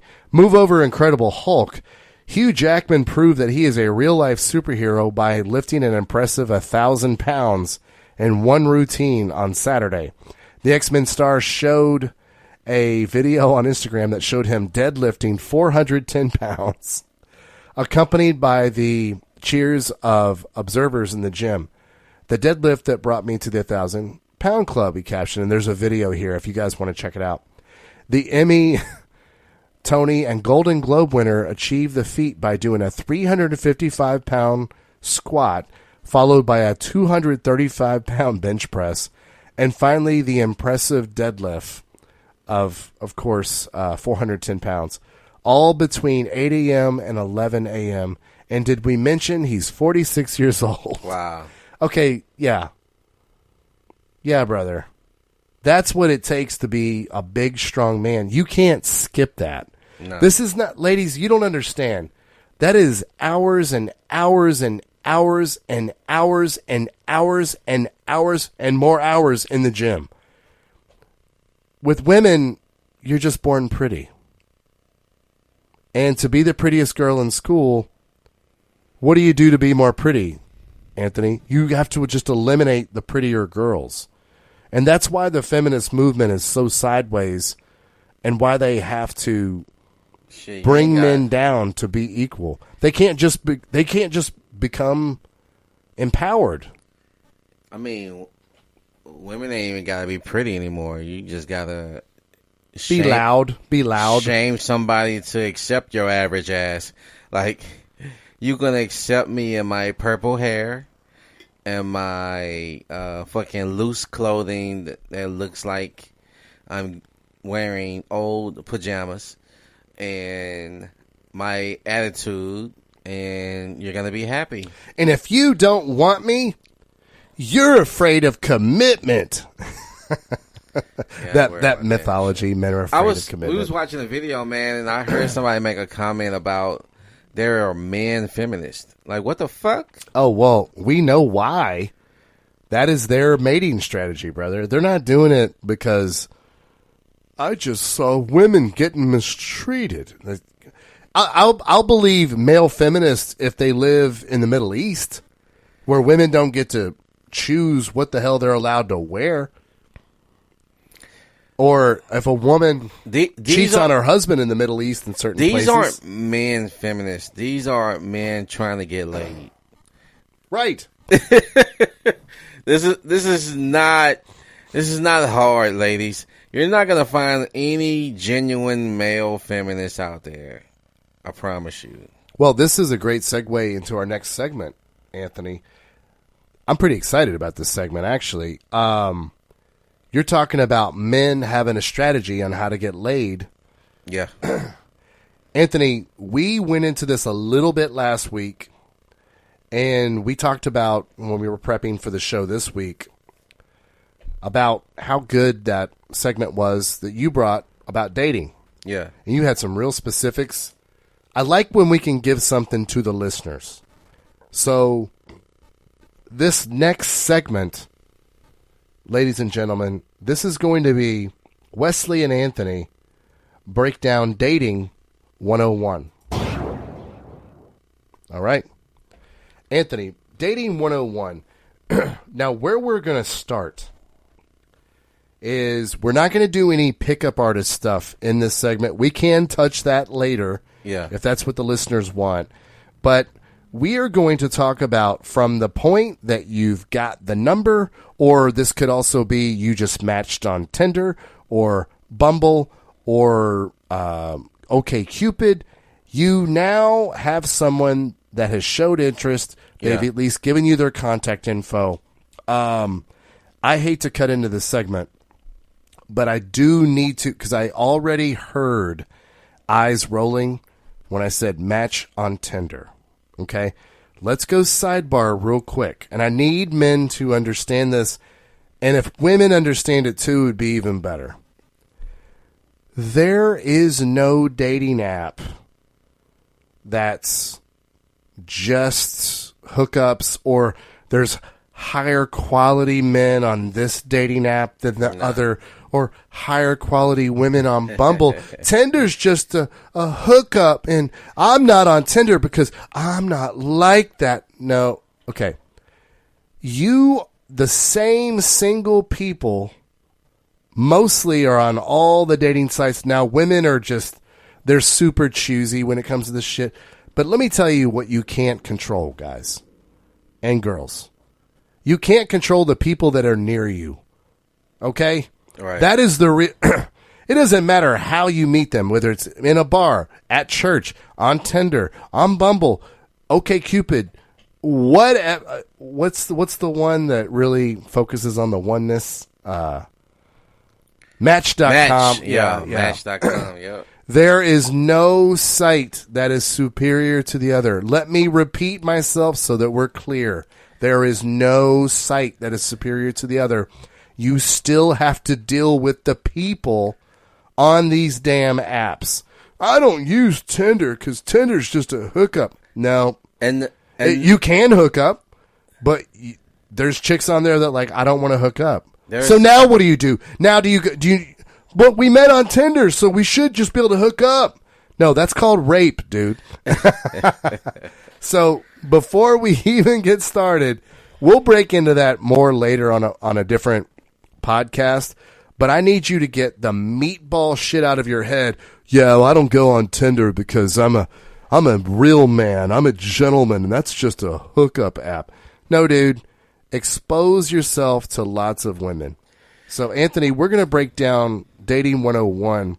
What is the objective of men on dates, Anthony? And it's quite simple, but they need to hear it from you. I had so much I wanted to talk about when you was talking about those things on the apps. Oh, well, my bad, brother. No, get after it, man. No, there are actually like psychological tricks that these websites do that make people think that they are on some kind of higher level website where you have to pay fees. And if you pay fees, you can only speak to people who are paying fees because those people actually want a relationship. Right? So it's like, no, motherfucker is willing to pay to get access to the women so they can perceive to actually want a relationship, man. This is it. The people that own these sites are not in it for soul matching. Exactly, man. Okay? They want your fucking money and they know how to manipulate it out of you. So if they gotta put fake photos of men and women that aren't even on the site to draw you in, that's what the fuck they're gonna do. So Anthony, nobody was like laying on their deathbed going, I just wish I'd have spent the $210 on Match.com. I'd have had a happy life. Nobody says nobody. But and I'm full disclosure, I met my wife on OkCupid. Okay. All it is, guys, all dating apps, all it is someone saying, I am single for clarity, I'm single. So you don't have to, you can avoid little things like, do you have a boyfriend? Yeah. Been in a relationship 3 years. Damn, never mind. So all these dating apps are the same thing. Wait. You're talking about online or in person? I'm talking about in person. Even in person, like we can go there. Like anytime we start talking about dating shit, I can touch on everything. Even in person, a hypergamous female will lie to your ass. So, I mean, you can't get away from it. And if you're a guy of means, and you're an alpha male, even if she does have a boyfriend, you're not deterred by that, right?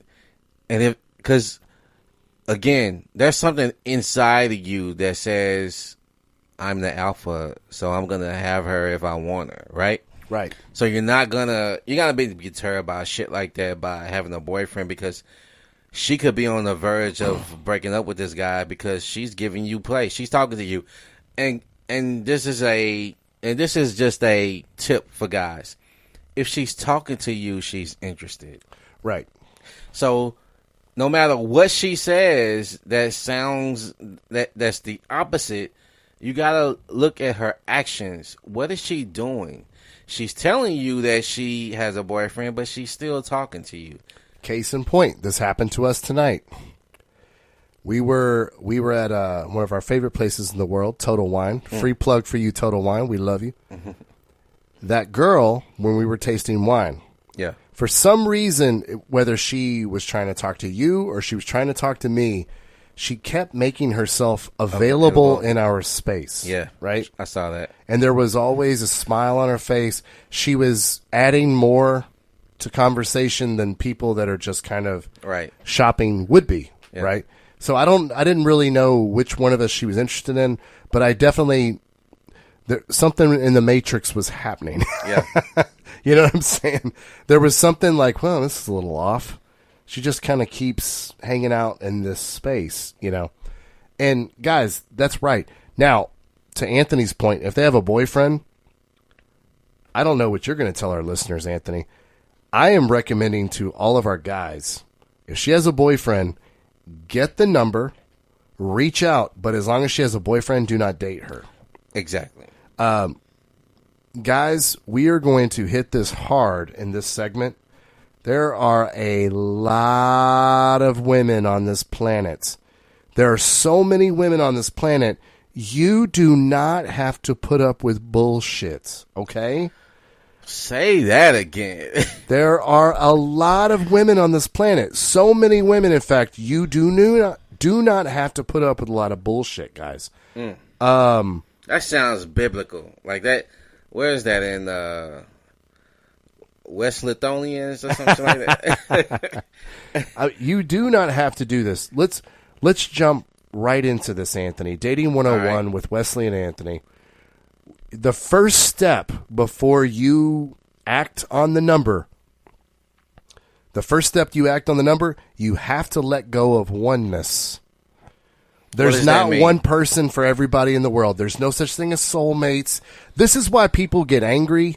This is why people get upset. Because, man, that was the one that got away. Dude, the one that got away. I want you to envision like a giant bowl of rice. Okay? And someone's eating the rice, and they're like, man, I don't know if I ate the right grain of rice. That was the grain of rice that got away. No, dude. There's a lot of rice. Just eat it. Don't be fucking picking through trying to find the perfect grain of rice. There's a lot of rice in the bowl. Just eat it. God damn it. There's not one person for everybody. Now, this doesn't mean you can't find a great gal to have a relationship with. But it does mean this. If that relationship ends, fellas and ladies, you can find someone else. There is no such thing as soulmates. It's not even in the Bible that there's soulmates. Where is it written down that soulmates exist?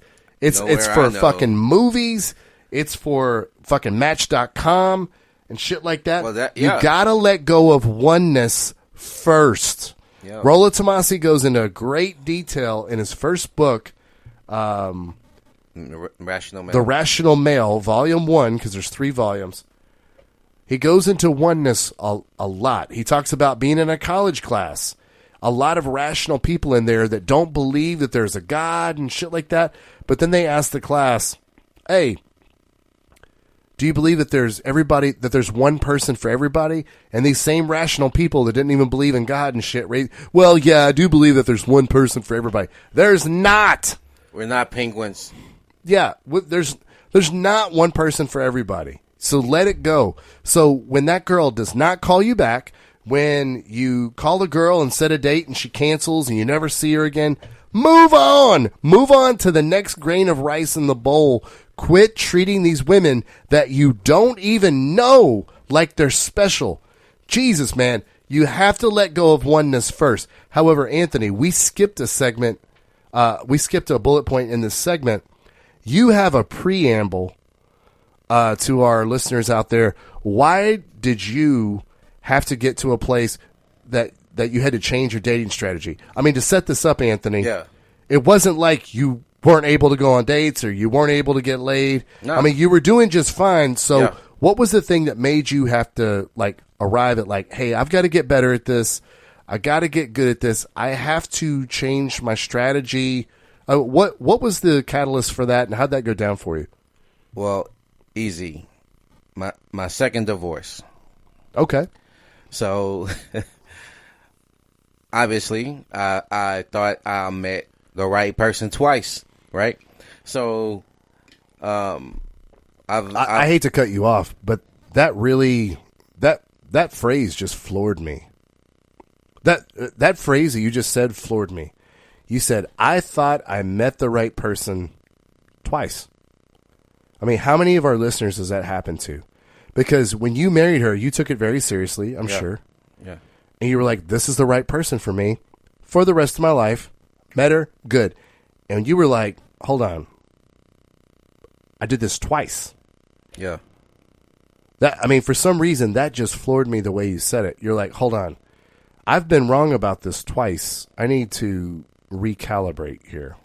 And what happens when you come to feel like you gotta recalibrate, you you have to take everything into account of what you think you know and what you think is real. And I don't know about anybody out there, if you haven't been through a divorce, good on you. But if you have, you know how much of a sinking feeling that is, man. You almost feel hopeless and helpless and a failure all at once. And it's not because that's who you are, but again, you took a whole oath. You did this in front of family, friends, and her family and friends, 100%. And you're like, this is not gonna fail. You know, you don't have that mentality. When it does, though, for me, I felt like I hit rock bottom. And I felt like I had no idea what women wanted from me, because it seemed like when I gave them everything, they still wanted more. And then I was like, what more could I give you? And so you probably asked them, what more can I give you? I did. And they told you a bunch of shit that had nothing to do with it. That they believed. Yeah, women don't know what they want, right? They don't. So they have a perception of what they think they want because they're listening to bullshit, right? Because it sounds good.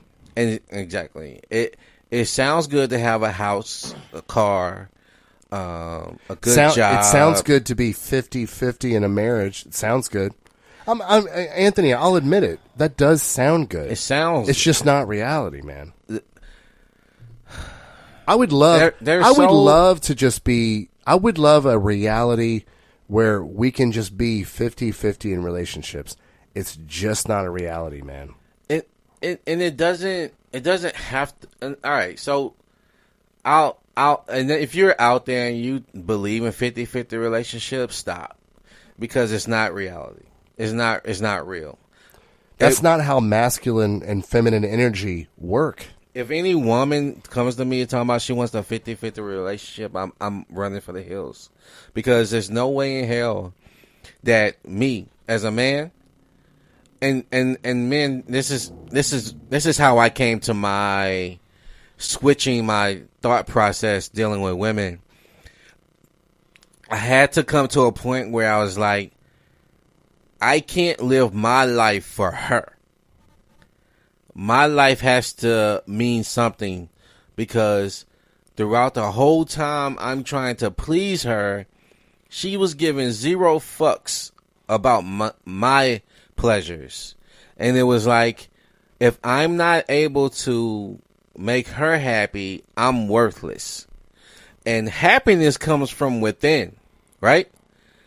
I can't. Well, we know that now. Right, now I do. Still don't know that. Now I do. But I was feeling pressured and guilt ridden because I couldn't make someone else happy.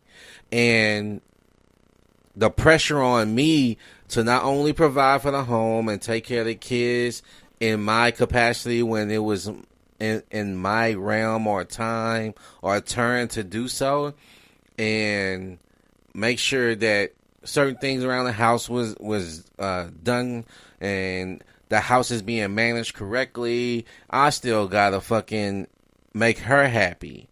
And if she's not happy on her own, I will never make her happy. And that was the thing that I didn't know at the time, but I'm like, what can I do? Because I'm at a loss. I'm at a loss for words. I'm at a loss for thoughts. I don't know how to even navigate around the house. I feel like I'm walking on eggshells, trying to figure out what's wrong or what did I do wrong, and I just don't know what to do. I'm at a loss, right? So when that relationship ultimately failed, I said I never wanted to have those feelings of despair again. I never wanted to feel lost and uncertain. So that's when I end up in a seminar. Actually, I was in a seminar for 3 days. I've never heard this story. Yeah, I was in a 3-day seminar, and in this seminar, it was called golly, man, something about being a millionaire, man. Something about and the seminar was more spiritual for me than it was like educational, because at that moment in my life I needed to hear what was being said in that seminar. And in that seminar they gave us an arrow, right? They gave us an arrow that had like a tip, and it had it was an arrow with a tip, and it had an arrow with like wood. So the wood you had a space on it where you can write words, right? And the words were saying, write the 3 things in your life that's keeping you from getting what you want in the life. Like, what's keeping you from being what you want to be in this world? And I wrote down my 3 things, and what they told you to do is put this arrow on your, like underneath your Adam's apple for a man. There's this, if you lift, if you touch like underneath your Adam's apple as a man, there's this little soft, tender spot right there. And if you push in on that, you'll choke, right? So they made us put this arrow there. Once I put that arrow there, I had to walk into the arrow, right? Mm-hmm. And mentally, you're thinking, I'm going to die walking into this arrow. What do you mean walk into this fucking arrow, right? But the 3 things that kept me from progressing forward was those things that was on the arrow. So if I didn't walk past it and break the arrow, those things were going to continue to haunt me from my progression moving forward. So it was a very enlightening experiment for me. And man, I broke into tears walking into this arrow. Like, I even in that moment was like, if I die, I'd rather die breaking through something than letting the things that are holding me back make me live in this life the way I'm living it now, right? Yeah. So, I'll probably go into that a lot more in depth because I still have like all that seminar stuff, and I'll probably bring that out and probably touch in a little bit more in depth into stuff like that. But what it did for me, man, is like it gave me discipline, and it gave me goals. And the way I set my goals, normally people set their goals from a macro level, right? And like, hey, I want to be this at this in 10 years, or I want to achieve this amount of money, whatever. I want my life to look like this. But not only did I set those goals, I set a time limit for reaching those goals. So what it did was expedite my focus on reaching the goals, and every time I did that, I always reached my goals before the expiration date. And when I was able to see myself do that, I said, man, if I can do that with my life, I can do that with every aspect of my life. So that's what I did. So that's a long journey kind of to get to where I wanted to show you, is because you have to be kind of sick and tired of the results you're getting to kind of make this change and be disciplined to do these things. We talked about Corey Wayne in this show before, and we're both proponents of the 3% man, or how to be a 3% man. And if you haven't heard, if this is your first time listening, this is about only 3% of the men actually know how to be a man for a woman that is For going a to woman, be yes. that a woman that's going to desire you for you, and if you're a man out there and you think that women can't desire you for you, they can. There's just aspects of who you are as a man that you gotta dive into and find out. Because I found out way too late on how to be a man, and had I had this information beforehand, I could have saved myself. I probably only been in one marriage. You know what I mean? Yeah. I would have been a lot more selective. I would have been a lot more detailed in what I was looking for and how I approached dating. And I want to say a quote from Jim Carrey. Jim Carrey is I love this quote. You brought this to us before the show. It's so good. He's one of those guys, man, who, if you know Jim Carrey, you know he's a very successful actor, and he's done tons of movies. And he had a quote, man, that always touched me, because I kind of knew where it was coming from. Now, I never made money on Jim Carrey level, right? Right. But when I was happy and I thought I had reached the pinnacle of happiness because I was making the most money I ever made in my life. I had the most material items that I thought that made me successful in my life. I owned those things. But then when it came down to my happiness, none of that shit mattered to me. And when I read this quote from Jim Carrey, man, it was like, damn, man, this is right. This is exactly how I feel. And Jim Carrey said, I hope everyone can be rich and famous and could have everything they ever dreamed of, so they can see that's not the answer. And so... Yeah, because, I mean, it's one of those things, no matter where you go, there you are. You know? And I remember being at a place where I almost gave everything I ever owned away because none of that shit defined me. Like, I was living my life for other people to say I was successful. Right? Not in my own eyes, but through what other people said, well, society said is success, right? So once I had to break through that, and I broke away from that because I said, if I'm going to be happy, it has to come from me. And that's how I became more enlightened, right? It made me break away from being like the status quo and the expectations of societal norms. Well, I think this preamble that you did as we go into this dating segment is very important, because I think a lot of our listeners are, as we have said many, many times, you don't arrive at the red pill because things are going great for you. Right. Right. And it sounds like all of your dating strategies, something had to go really, really wrong for you to come to these conclusions. Now, and it's not bitterness. No. Oh, God, no. No, I mean, it is at first. That's part of the digestion process. There's a transition. Right. That bitterness is a feeling where you're like, fuck these hoes. Right. But it's not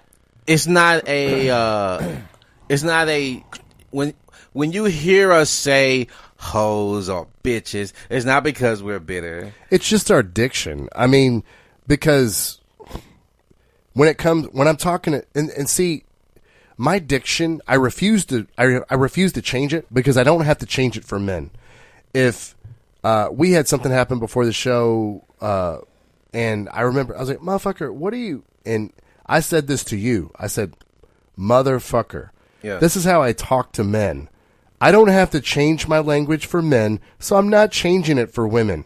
You're not special, ladies, just because you were born with a damn vagina. When we say bitches and hoes, we don't literally mean that they're female dogs. We also don't literally mean that they're being paid for sex. This is just our diction, okay? Now, your preamble, Anthony, of how you arrived at dating strategies, I thought it was really important, too, because this wasn't like you weren't able to date. No. This wasn't because you were an incel and you weren't able to get laid. This was like, hey, I committed to 2 women for the rest of my life. Twice. And it didn't work. Something's going to change. And we began this segment saying the first thing you have to do is let go of oneness. Yeah. There's not one person for everybody, fellas. Guys, stop. Don't send the emails. Don't send the emails. Oneness does not exist. It's not a thing that exists. Let go of it, and as soon as you let go, you're free. I was about to say, man, people don't want to let that go. They don't want to let it go. And by the way, oneness really helps when you're writing movies because it's great. It makes a great story. It sounds good. Just like in movies, it's way better to really exaggerate the what is it called when you come off of drugs? It's withdrawal. Withdrawal. In movies, they exaggerate the hell out of what withdrawal is. Yeah. It's not that bad. There's a doctor that came on Joe Rogan's podcast. He's like, it's like having the flu. It's all it is, guys. Man, I've seen people with the shakes. Yeah. Fucking well, I mean, you can have the sweating, shakes when you're on the flu. It's like having the curled flu. up. Like The only drug that you can take that you can die from the withdrawals if you quit it cold turkey, there's only one drug. alcohol. That's it.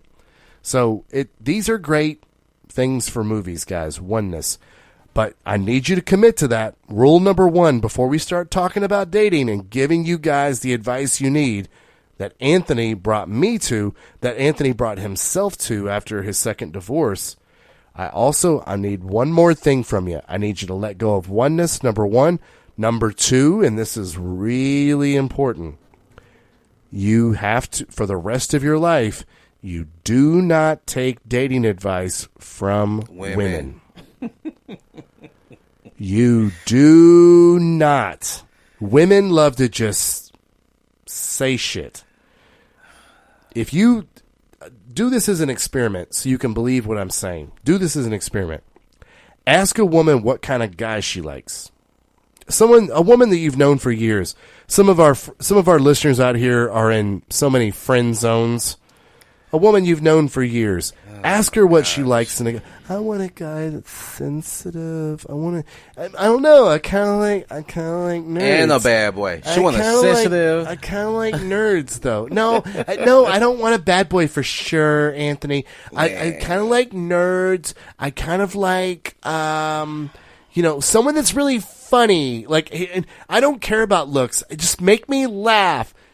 Now, when she says that shit, now internally, I want you to think of the last 5 guys she's dated. Yeah. It's nothing like what she fucking described, fellas. Right. Women are not in touch with their subconscious. They're not introspective like men are. They just kind of hang out in the world, and the world's just kind of given to them. Guys, you're listening to this podcast right now thinking about strategies on how to date. Women don't do this until they've hit the wall and men are not in their DMs anymore. Then they're like, hey, how come guys aren't calling me back? Because, bitch, you're old. You squandered your beauty, and now you're wondering. Guys, 22-year-old women, this is their strategy for dating. They just walk outside and look around. Are there guys? No guys today. Okay, cool. Guys, the way 22-year-old women strategize dating is the same way you observe weather outside your house in the morning. You walk out and you're like, is it raining? No, it's raining today. Okay, cool. Yeah. That's how women are. So they have no advice that can help you. None. And 0. Well, I don't know. Some of the stuff they say is kind of cool. 0%. Absorb this information now. No oneness. And do not take dating advice from women. Yeah, but I've got this one girl, Wesley, that we're friends, and you know what? I'm pretty clever because you know what? She has a lot of hot friends. And I can hit on her friends. No, because she's gonna make you look unattractive, to all of them. To all of them, because she don't want you. So now the other women are like, well, she don't want him, so we don't fucking want him either. Because that's what sexual market value is. Women want things that other women want. You don't believe me? You ever heard of Chanel handbags? You ever heard of Louis Vuitton handbags? You ever heard of Jimmy Choo shoes? Women want these things not because they're badass. They want them because other women want them. Internalize this. Starting from the top, guys. No oneness. Number 2, no dating advice from women. And let's just start this. As we talk about dating, if you're inexperienced with this, if you're coming out of a divorce, for instance, yeah, I had no problem getting laid and I fucked my secretary and, I was really good in high school. Motherfucker, if you're coming out of divorce and you haven't been dating for 8, 7, 10 years, man, look. The game has changed. The game has changed. And in the beginning stages, and Anthony, I know, be careful with our listeners, okay? Because you're an advanced dating level. In the beginning, this is also what I want you to do. No texting. None. The phone is for setting appointments. Yep. If you work in sales, you already know this. Corey Wayne 101. Yes. Yeah, we're not inventing this. This is all, we've gathered all this information for you. This isn't something that Anthony and Wesley are just theorizing on. We've ripped books apart for you ahead of time. We've read all these books for you, real books where shit works, so that you don't have to. You can just listen to this podcast. Definitely work for my life, for your life, I know. 100%. So, it's... Dating 101. Let's start out really basic for them, though, Anthony. Dating 101 is this, fellas. Your job on a date, and Corey Wayne, shout out to Corey Wayne. These are his words. Your job on a date, hang out, have fun, hook up. That's it. That's it. If you are doing anything outside of the scope of hang out, have fun, hook up, you are wrong. But I want to talk to her about maybe having a relationship in the future. But no, Anthony, like, she's a little different. Like, she gets me. Like, she... Listen, relationships... Later. Listen, God damn it. Listen, especially if you're divorced and you're just coming out, man, don't get another fucking relationship, man. That's the last thing you need to do. That's going to be your knee-jerk reaction, though, guys. I want you to know that about yourself. Once you master yourself, then you can master others. And I want you to know your knee-jerk reaction coming out of a marriage is you're going to want to get right into another relationship. That's become your daily life. This is how you live life. Now you just want things to go back to normal. You want a daily routine with a woman again. You don't have to do that. Do not jump right back into another relationship because you're going to skip the vetting process. And Anthony, when do we get to vet women? When we're hanging out, we're having fun, and we're hooking up. You keep things light, fellas. Light, fun, exciting. Enjoy the process and enjoy dating, and don't make number one. By the way, I like that quote. Enjoy the process. Yeah. Anthony. That's a really good take. Enjoy the process. The number one thing on my list is never the end of the world. If you're going on a date and you put all your fucking eggs in this basket of this one chick, mistake, and it fucking falters, you're gonna spiral and spiral and spiral. Do not put a lot of emphasis on these women, man, because they are out for player one. Let's just understand that. You're just a character in their video game. You can't be so encapsulated with a bitch because of her beauty, and you're like, I got this fine girl's number. I can't believe she said yes. I'm going out on this date, and you're like, we're gonna have kids. You're gonna That's how guys are. We think, and by the way, I want to pause on because you mentioned I got this number of this beautiful woman. Okay, guys, we're not the quit being a dumbass police. I want you to know it's a natural reaction physically for you to be really excited about getting a date of a beautiful woman. It's going to be your natural inclination to stop everything you're doing dating-wise because this chick is beautiful, okay? We're not telling you that you're wrong. We're also telling you Anthony and I did the same shit. But we know it's wrong, so we're just telling you, you're going to have to fight that physical urge. She's gorgeous. Man. Your physical body is like, we got to stop everything. This bitch is a dime. Yep. She gave me her number. No, fellas. You do not. This is number 3. Number 1 is no oneness. Number 2, do not take dating advice from women. Number 3, you do not treat gorgeous women any different than you treat the women that are less gorgeous. If Anthony, you and I like the Patrice O'Neal physically gifted scale. Patrice O'Neal puts women, usually the standard is a lot of guys do a 1 to 10. Right.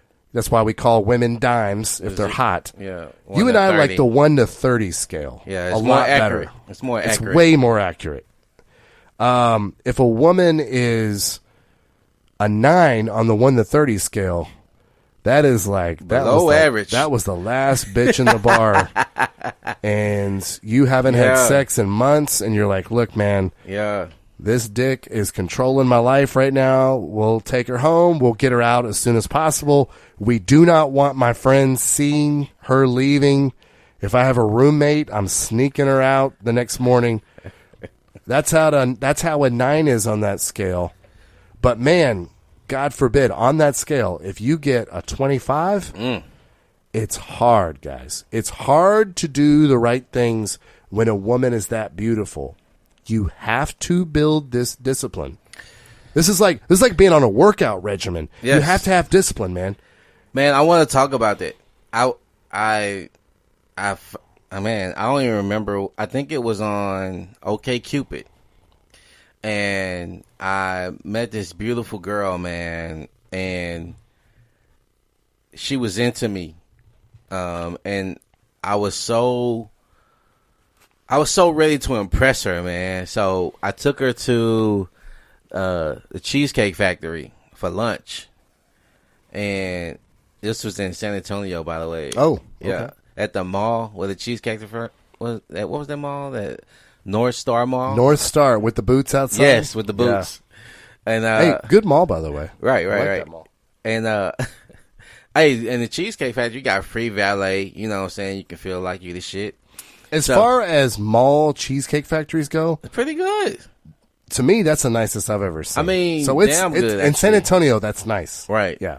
So I'm taking her out, and man, I'm trying to. I remember this because I was not ready to date. Because I was just over my divorce, and I was, even though I had moved out, I got my own apartment. I'm doing my own thing, but I was not ready because I did not have any discipline on how to be on a date yet, right?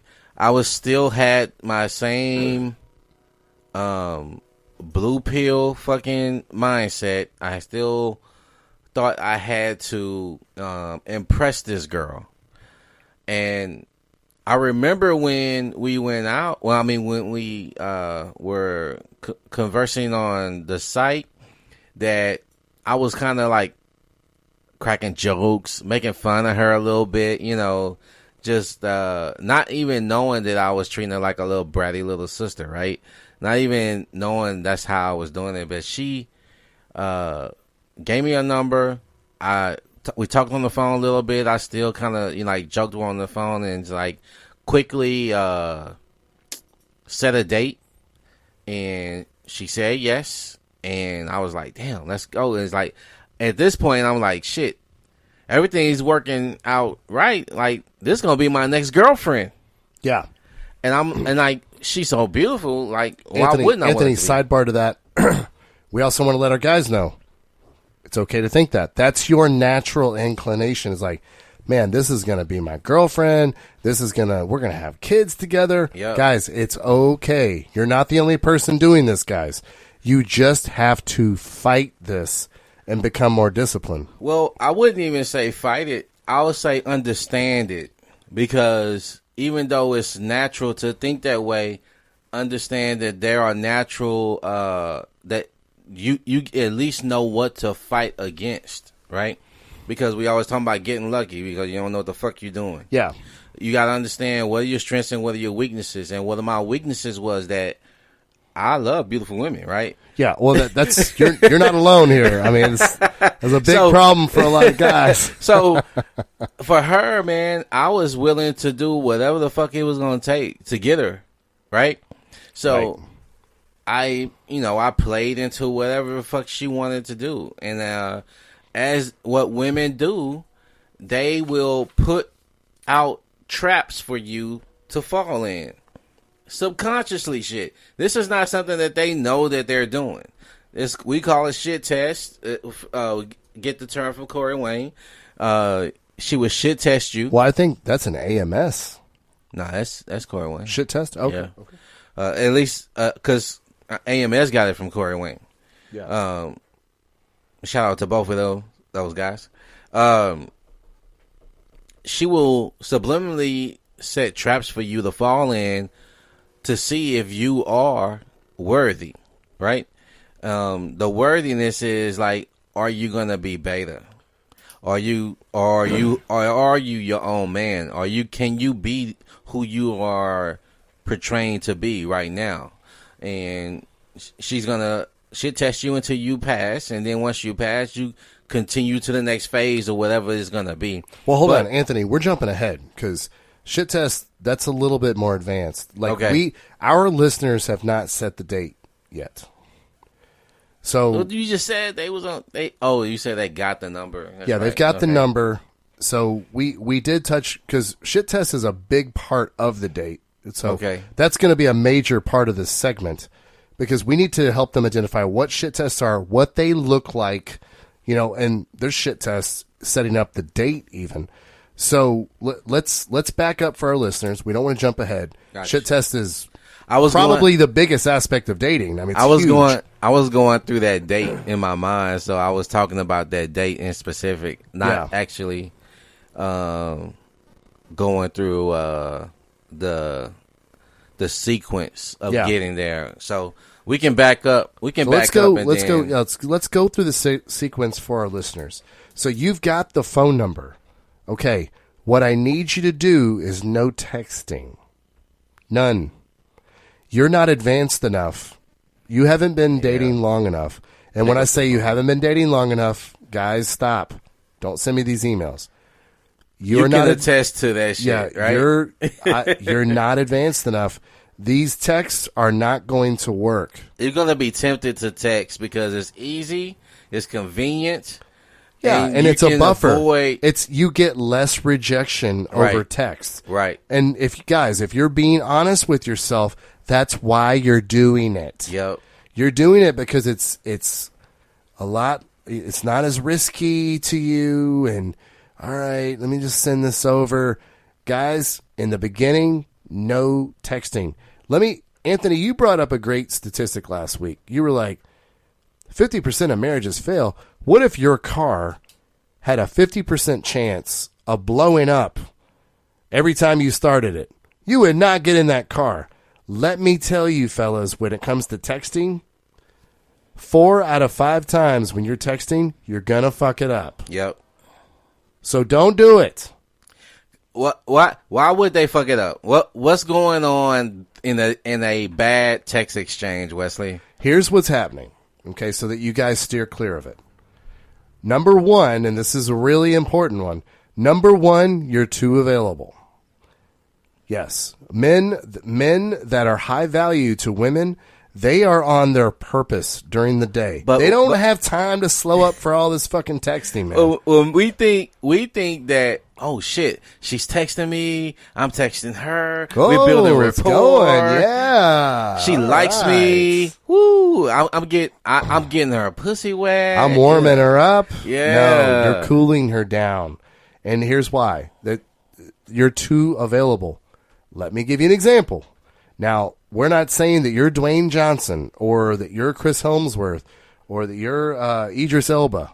Okay? Your sexual market value hasn't put you on that level yet. You may be to her, but she don't know that yet. Yeah, you need to remain a little bit mysterious, guys. And we'll talk about that more specifics in a second. But in the meantime, if she had given her number to Idris Elba or Dwayne Johnson or Chris Helmsworth, they are not going to have access to them.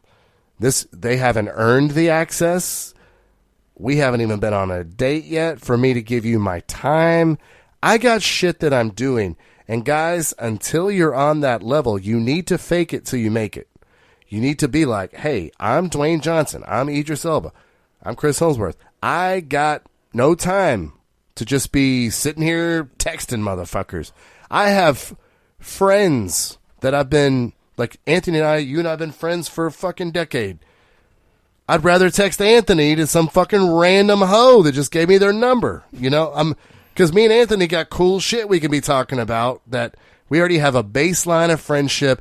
Anthony has earned his way into my life. I've earned his way into his.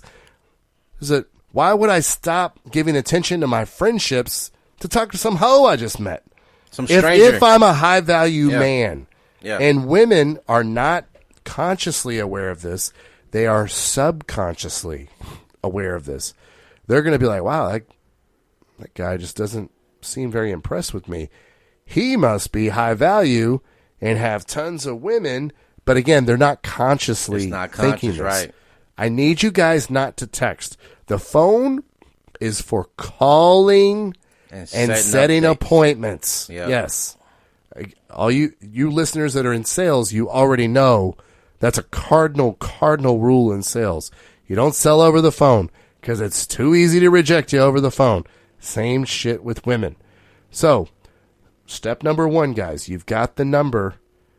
You're a busy male. I'm not going to tell you the 2-day rule or the 3-day rule or whatever. What I am going to tell you is this. Be getting numbers all the time. Even though you met a 25 on the 30-point scale, you should be getting more numbers from 15s and 21s and 11s and whatever. Yeah. So you don't ever have time to just slow down for one fucking chick, especially a chick you don't know. Okay?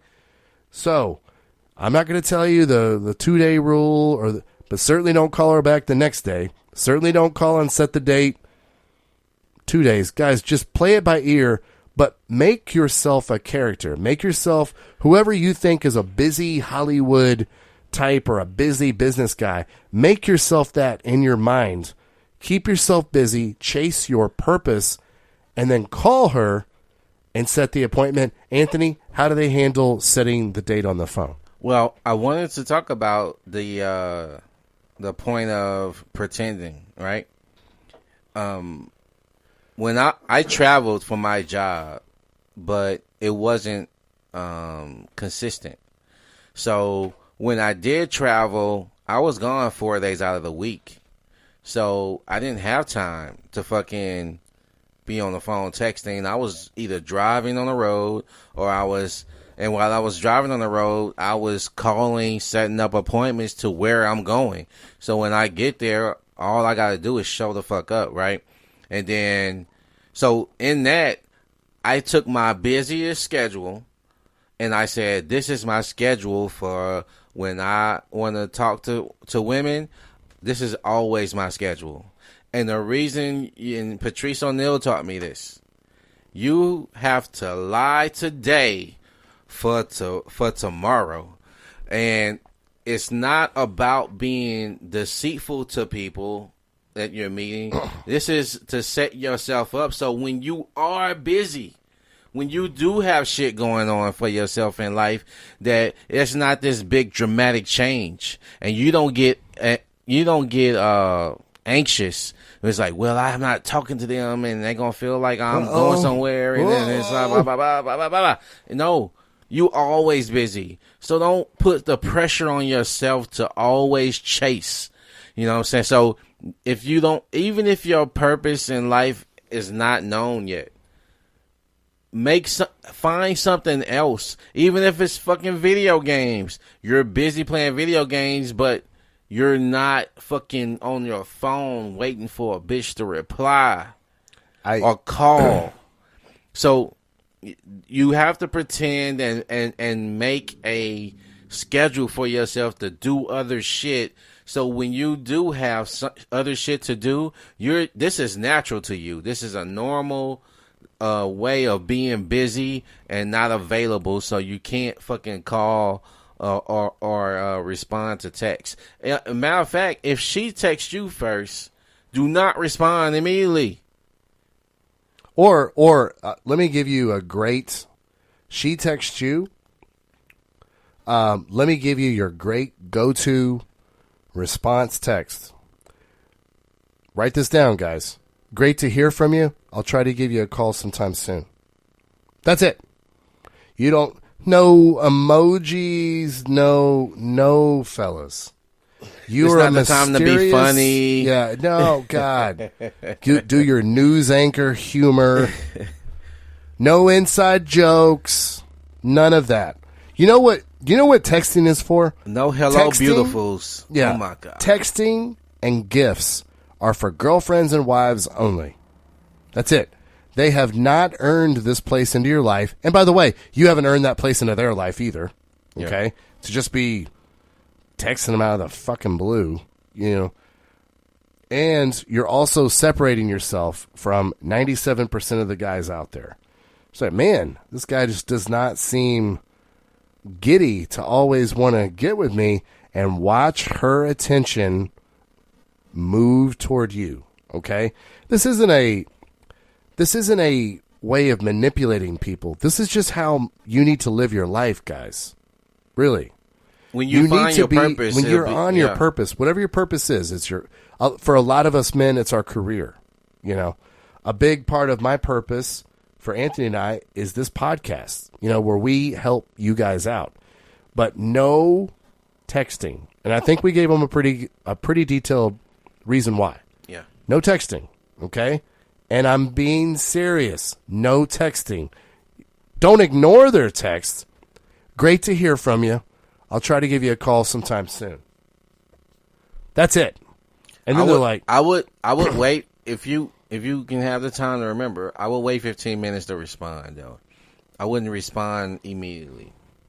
If it's been 15 minutes by the time you saw the text, then I mean it is what it is. You can respond. But I'm saying, when we talking about being immediately available, if you're responding as soon as she texts you back, she was like, oh shit.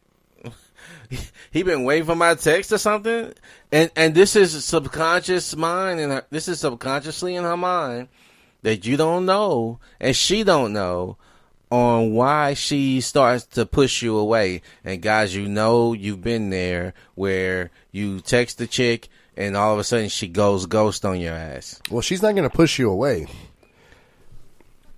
She's going to pull you into friend zone.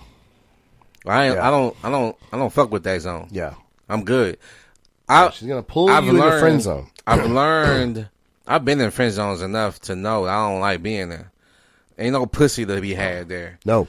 And not guys, in that zone. do not be. There's a lot of labor in that zone. Man, it is year. Look. Moving a lot of heavy shit in that zone. Yes. You're going to be moving. You're going to be the fixer-up guy. You're going to be everything except fucking. That's what you're gonna be. Don't think the friend zone is your friend. It is not your friend. It's a bunch of other guys there too. And you know what they're called? Fucking orbiters. Yeah. Male orbiters for her when the guy who Every she's woman has actually them, guys. fucking pissed her off to the point where she don't want to fuck him no more, and now she got to choose out of her fucking. Do you know what a great analogy for male orbiters is? What? We're all familiar with the planet Saturn Yeah. with those rings around Yeah. it. And then when you see the rings up close, you just see it's like a bunch of rock that Yeah. just orbits it. That's every woman is Saturn, and they all have those fucking orbiters ringing around them. So let's back up, Anthony. So we've told him, starting out, no texting. Yep. We don't text dates. We don't ask women on dates. We're not going to make it easy for ourselves, guys, by texting asking for a date. Pick your nuts Girl, up, that's man. safer. Maybe I'll just text her. So, Anthony, they're calling and they're setting the date. How do they do it? Setting dates, man. It's one of the things that I love doing, and because it's well, and I don't know what city you're in. We live in Houston, so there are a lot of shopping centers here in Houston. The city center is a great one. If you live in the city of Houston, you know what I'm talking about. Beltway 8, I-10 area, town center in like the southwest side, and then you got the Pearland shopping center off 288. So there's a lot of great shopping center areas where you can go, and I will pick one of those if I were you. The reason I say that is because there are little cheap coffee shops there. Also, you can walk a lot in those areas. So these are the areas that I'm saying I want get to point ready out for. I wanted to point out the genius of what you're doing right now, because I asked you, so how do you set the date? I bet a lot of our listeners are like, no, Anthony, get to the point. I want to know what to say to her on the phone. I want to point out the genius of what Anthony's doing, because he's like, before I call this bitch, I am going to know exactly what we're doing, Yep. exactly when we're doing it, and I'm going to have a fucking whole strategy on how the fuck I'm doing this. Now, guys, don't worry. When you date long enough, you just use the same strategies, as far as locations and shit that you Yeah. used in the past. You'll Yeah. get very good at this, I promise. But Anthony, the genius of what you're doing is you're laying this out like a fucking military operation. You're like, It is, man. It is. You have to be strategic in this, because if you are not, if you go winging it, she's gonna fucking tell you what she wants to do, and you fail And the you- shit test. and you're going to be like, well, if she knows what she wants, then I'll just fucking take her where she wants to go. And you're already breaking rule number 2. We don't take dating advice from women, especially the one you're dating. Motherfuckers. Sorry, guys. It's a little tough love. But Anthony is pointing out, he's like, hey, here in Houston, we got a lot of shopping centers. Now, can I assume, Anthony, where you were going with this is you're like, we're going to hit spot number 1, Yep. and then we're going to hit spot number 2, then we're going to hit spot number 3. If she qualifies, hold on. If I know this great spot, what's the point of the? Because Anthony is giving you some advanced dating shit. Okay, You gotta the move a reason bitch. Anthony likes to move around, I'll explain to you, fellas, is because it feels like you're not on the first date. This leads. break it down. We told you your job on this date is to hang out, have fun, hook up. You're Yep. keeping it very light. The hookup part, the sex part, listen up, fellas, because I know this is important to you. Don't act like it's not. Women don't like to hook up on the first date a lot of times. Right. So if it feels like they're on 3 or 4 dates in one night, the Easy hookup peasy. part comes a lot easier. Yes. I'm sorry, Anthony. I'm just wanted to jumping point out. ahead. I just wanted to point out your genius. So go Yeah. on with how you're strategizing this, because these guys need to know this. So once we figure out where I want to go, and again, we talk about when we're on dates with these chicks, vetting comes if you want to date her long term. Okay, I'm not trying to vet this chick in this moment because that's more deeper conversations. Oh man, that's such good advice. Yeah, guys, this is very important. You don't vet bitches on the date. After the date's over, you kind of sit back and recall a bunch of shit. Yeah. Now, Anthony, I'd like to share with our audience a trick that I had. Okay. Do you know when I would always vet women? When I thought I was liking a chick too much. Okay.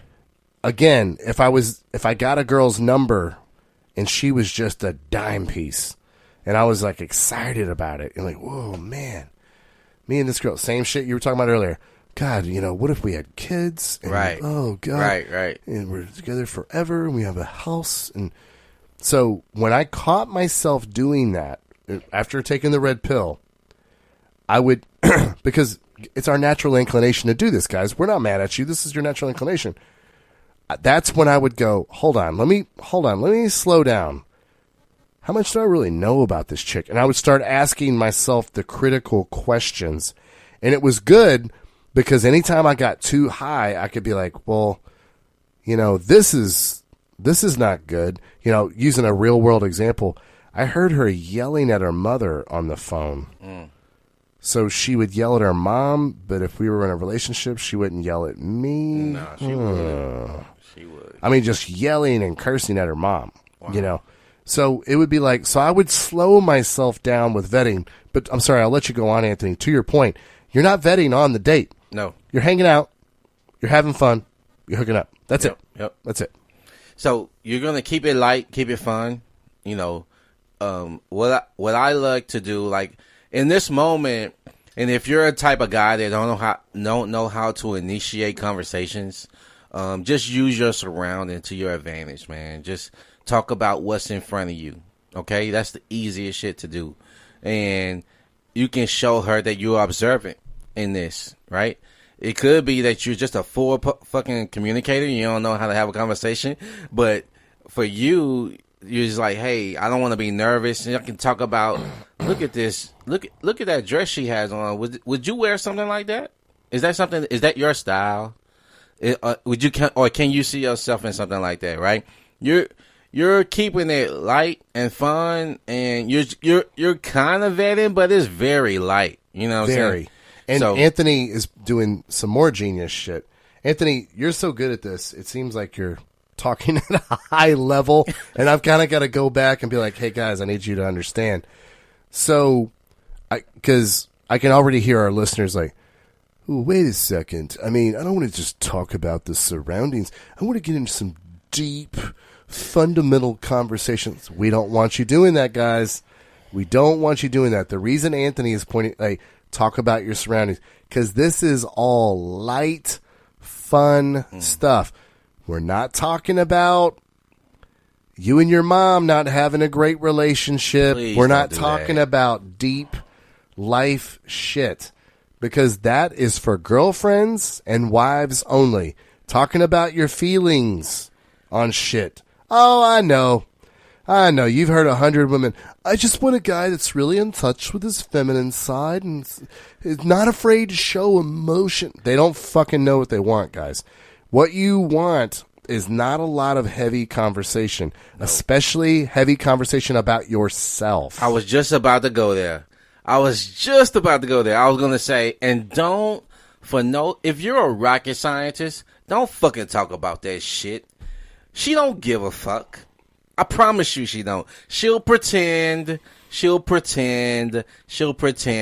she'll tell all her friends how fucking boring you are, right?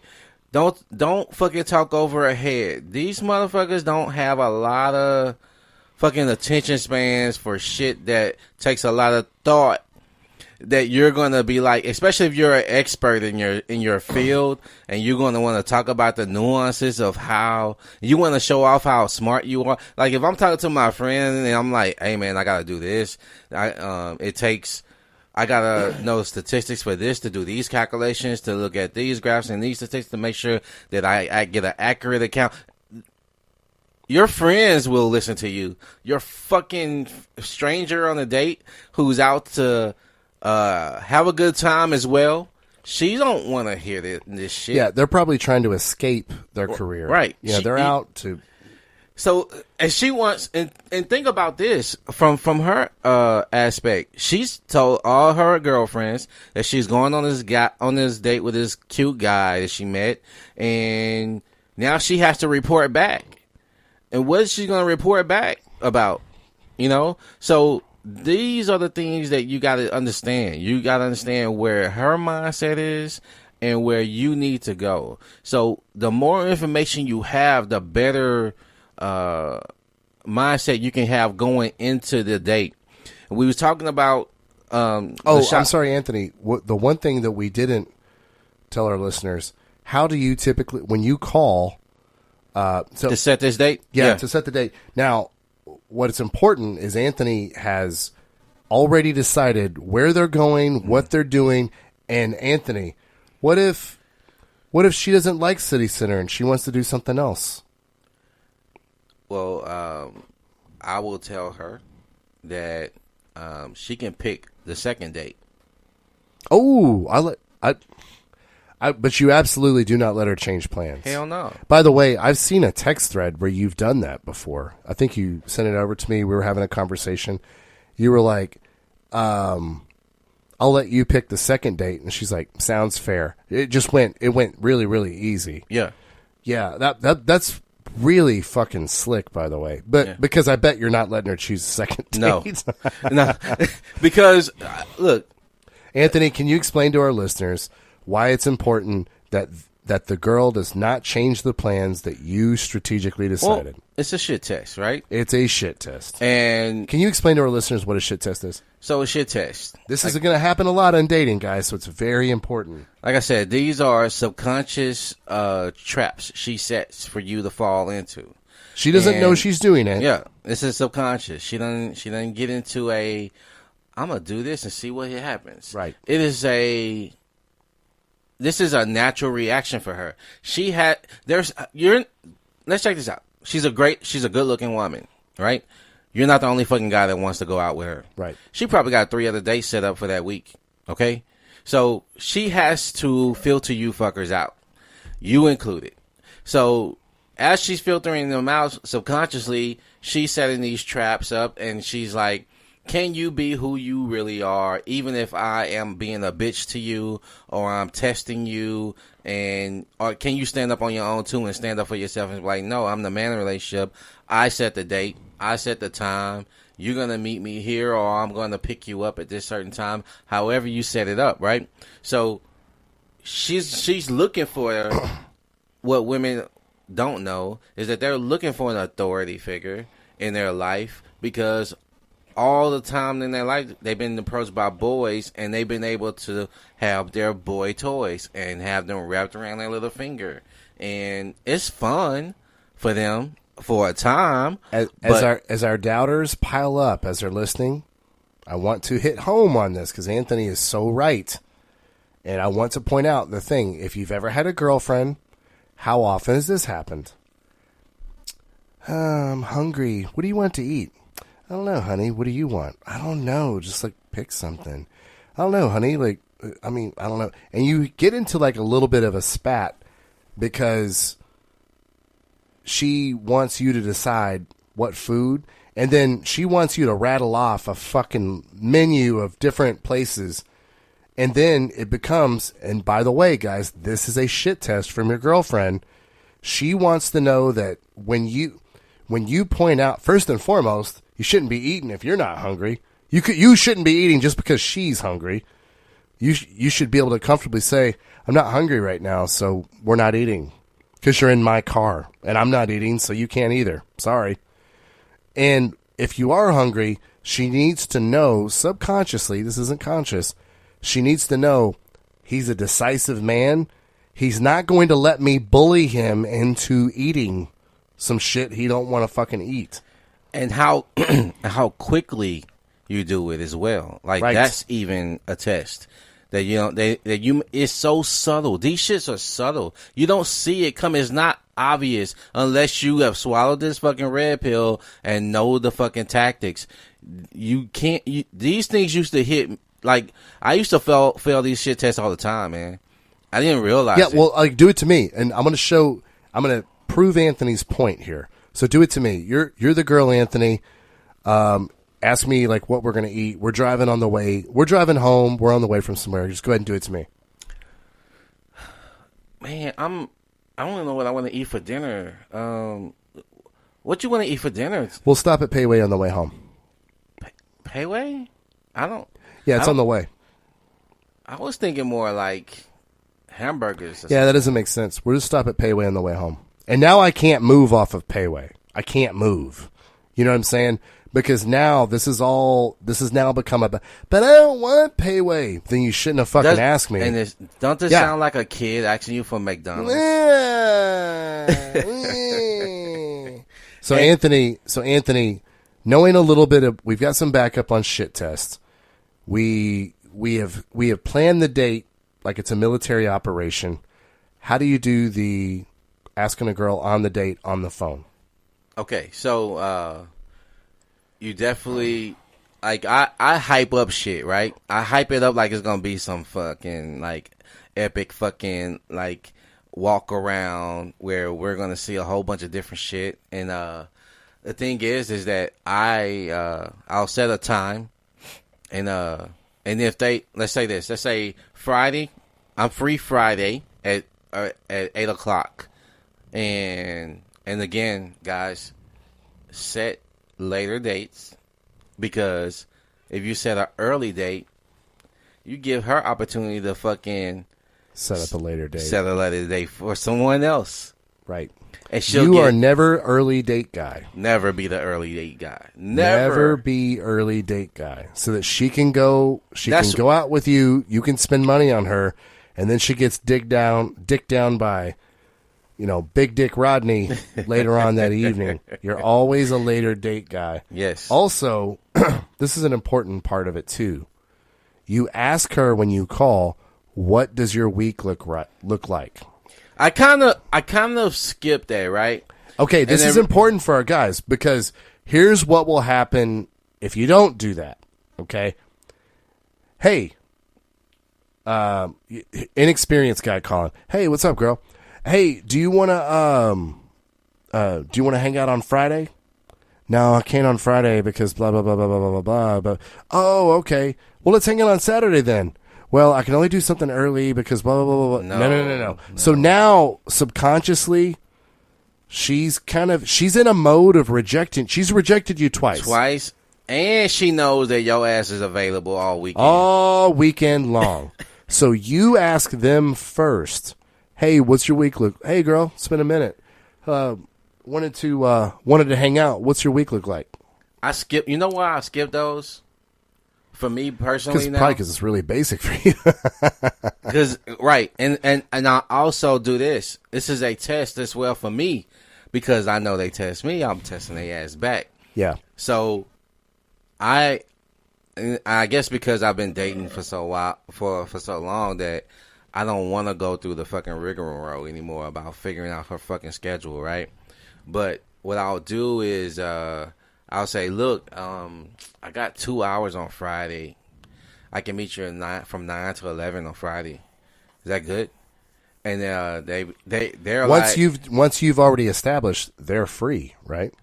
Yeah. But what's your week look like? Well, I'm open on Friday. Well, I've got 2 hours available on Friday. So what's up? And then I'll say, yeah, can we figure this out now?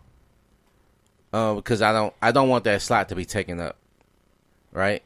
So I get like, this is the sales approach where we like have that quick takeaway. Yeah, like, I've got limited time. The gift of not the gift, the fear of loss. So I take that away and like, hey, you know what? It may not be available if we don't figure this out now. Don't give them time to fucking hem and haw with you on the phone about dates.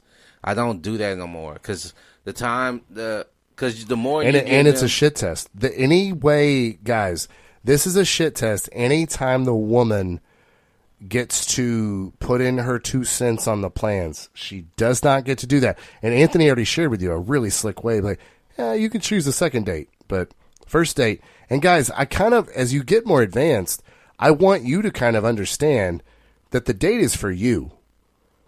I mean, if this chick is not fun or she's not cool to hang out with, Yep. at least you're in a place that you like, Right. You that picked you it. enjoy, right? You picked it.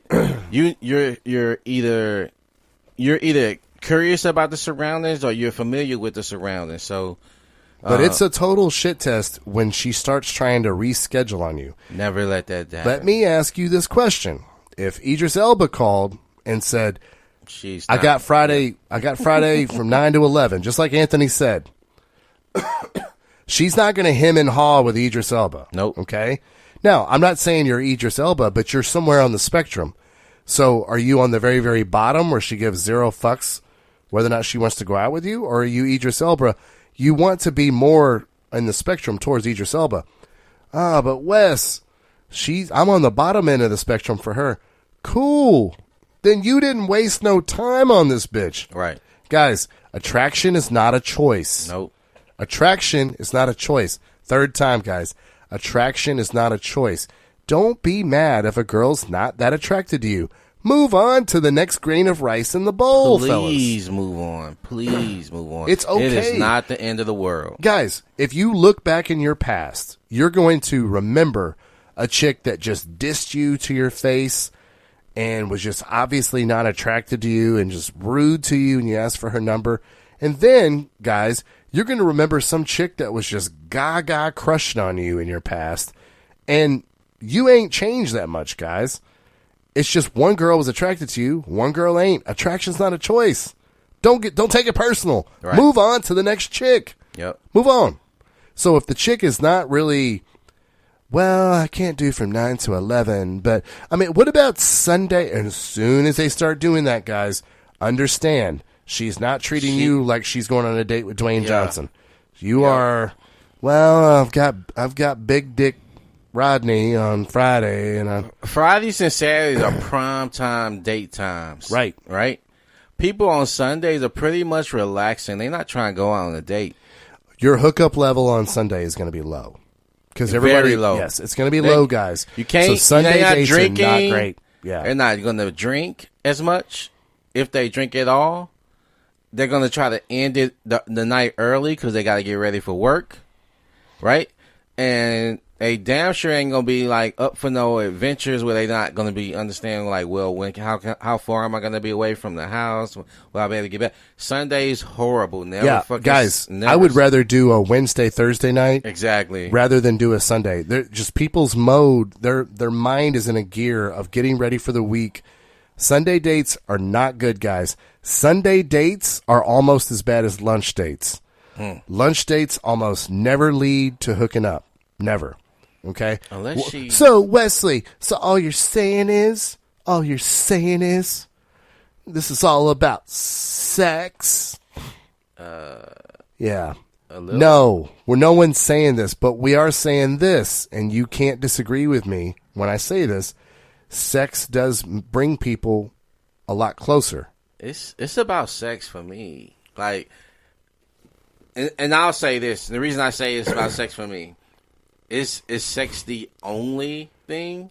No, but sex is what drove me to get your number. Yeah, there's nothing wrong with that. Right. Yeah. Yeah. But Anthony, I'm thinking if about sex was the only thing, or sex was the, if sex was 90% of it for you, then you would just go to a prostitute. Yeah, it'll be cheaper. You like the seduction process. And you're right, it would be cheaper. But you like the whole seduction process, which is what we're trying to give to the viewers today. So we've got on the phone. We've told them, what's your week look like? Find out what their week looks like. You've already orchestrated a plan that you will not change. Anthony, tell our listeners, if they do, I'm sorry, you already gave us a good one.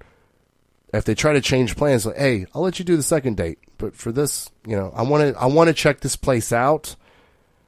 Let's do this. If they push back a third time, you're like, sounds like if they push back a third time, sounds like Let me know when your schedule freeze is up. free, and we can try it again. and then immediately go on your phone to And your talk to to your your to your next- bank account app look at it and smile because you just saved a lot of money, fellas. And also, listen, this is why you don't get hung up on one chick. You can talk to the next chick that you want and go out and hang out and say, hey, girl, you free? Let's go. I'm going to this place. You're going to this comedy store or whatever to hang out on your own anyway. You're just hanging out. She's just coming along for the ride, right? And if she agrees, then hey, you got another chick. This is why you got to actually. But I don't like comedy clubs for dates though. I'm saying if you don't you're talk going, to the girl. if you're going on your own, this is things where I used to do. Like if I'm going out somewhere, and like because I had so much to cover, isn't there? It will never get it all. Oh my God! I mean, because strategizing a date could be a segment on our podcast, and probably should be. Yeah. Because some of these guys don't know movies are not dates. No, not nope. At all. You're sitting there staring at the screen. You don't talk. You're not seducing her at all. You know. I'll say this on comedy shows, depending on the ones you've gone to. I'll say like the main attraction is where you don't get to. You're not gonna like fucking talk, right? Right. But like in between, like and they're real close seats, so. I mean, there's a lot of touching you can be doing. Like, I mean, there's a lot going on a date in that instance. And I haven't even got to the list about what I want to talk about. But one of the things on my list was like as I said, escalate. And on well, hold on. Let's leave the setting the date. Any other tips for our listeners on setting the date on the phone? I love your one about if she tries to change plans, then I'll let you decide the second date. Yeah. But first date, let me take the wheel. Well, I wanted you to touch how you stop them from flaking, because towards the end, I would kind of give them towards the end of my dating, career, I would start to give them things like, hey. And if you don't hear from me during the week, it's crazy this week. That's why I'm going to enjoy us hanging out later, because it's a crazy work week, girl. But I do have Saturday set aside. Yeah, you're touching on this fucking insecure chick who can't set a date with someone and understand that date is solidified without having to speak to you again. And I've been through this. That chick is going to need you to touch them all week, regardless. But I'm saying for the women that are not as insecure, but they're just a little. They just got broke up with their big bad boyfriend, and they're not feeling great about themselves. You need to give them at least your flake rate's going to go down with setting dates, in my opinion. Well, this is why you want somebody who actually is attracted to you, right? But you need to set the stage like, bitch, you ain't going to hear from me again this week. Yeah. But the date is still on. You ain't got to check in with me. I ain't got to check in with you. I guess we're two adults setting an appointment, and you need to communicate that to her, fellas, because your flake rate will go down. Now, wait, are you saying that? Are you telling her like, hey, we're two adults setting an appointment? No, that is the sentiment that I'm trying to communicate. Okay. But usually I would kind of drop in like, oh, and by the way, this is going to be a crazy week for me. And I'll throw in something like, so don't think like I'm ignoring you if I can't get back to you. It's just going to be crazy. But I am free on Saturday, so I'm looking forward to it. And I'll see you then, and then that's it. That's good. That's good. I don't know if I've done it in that specific way, but I do like that. I do like being able to say, hey, I'm looking forward to it. And letting them know that, hey, just in case you don't hear from me, I'm still gonna be there, right? But I still believe like bitches will still call you or text you about it, and how will you respond in that sense?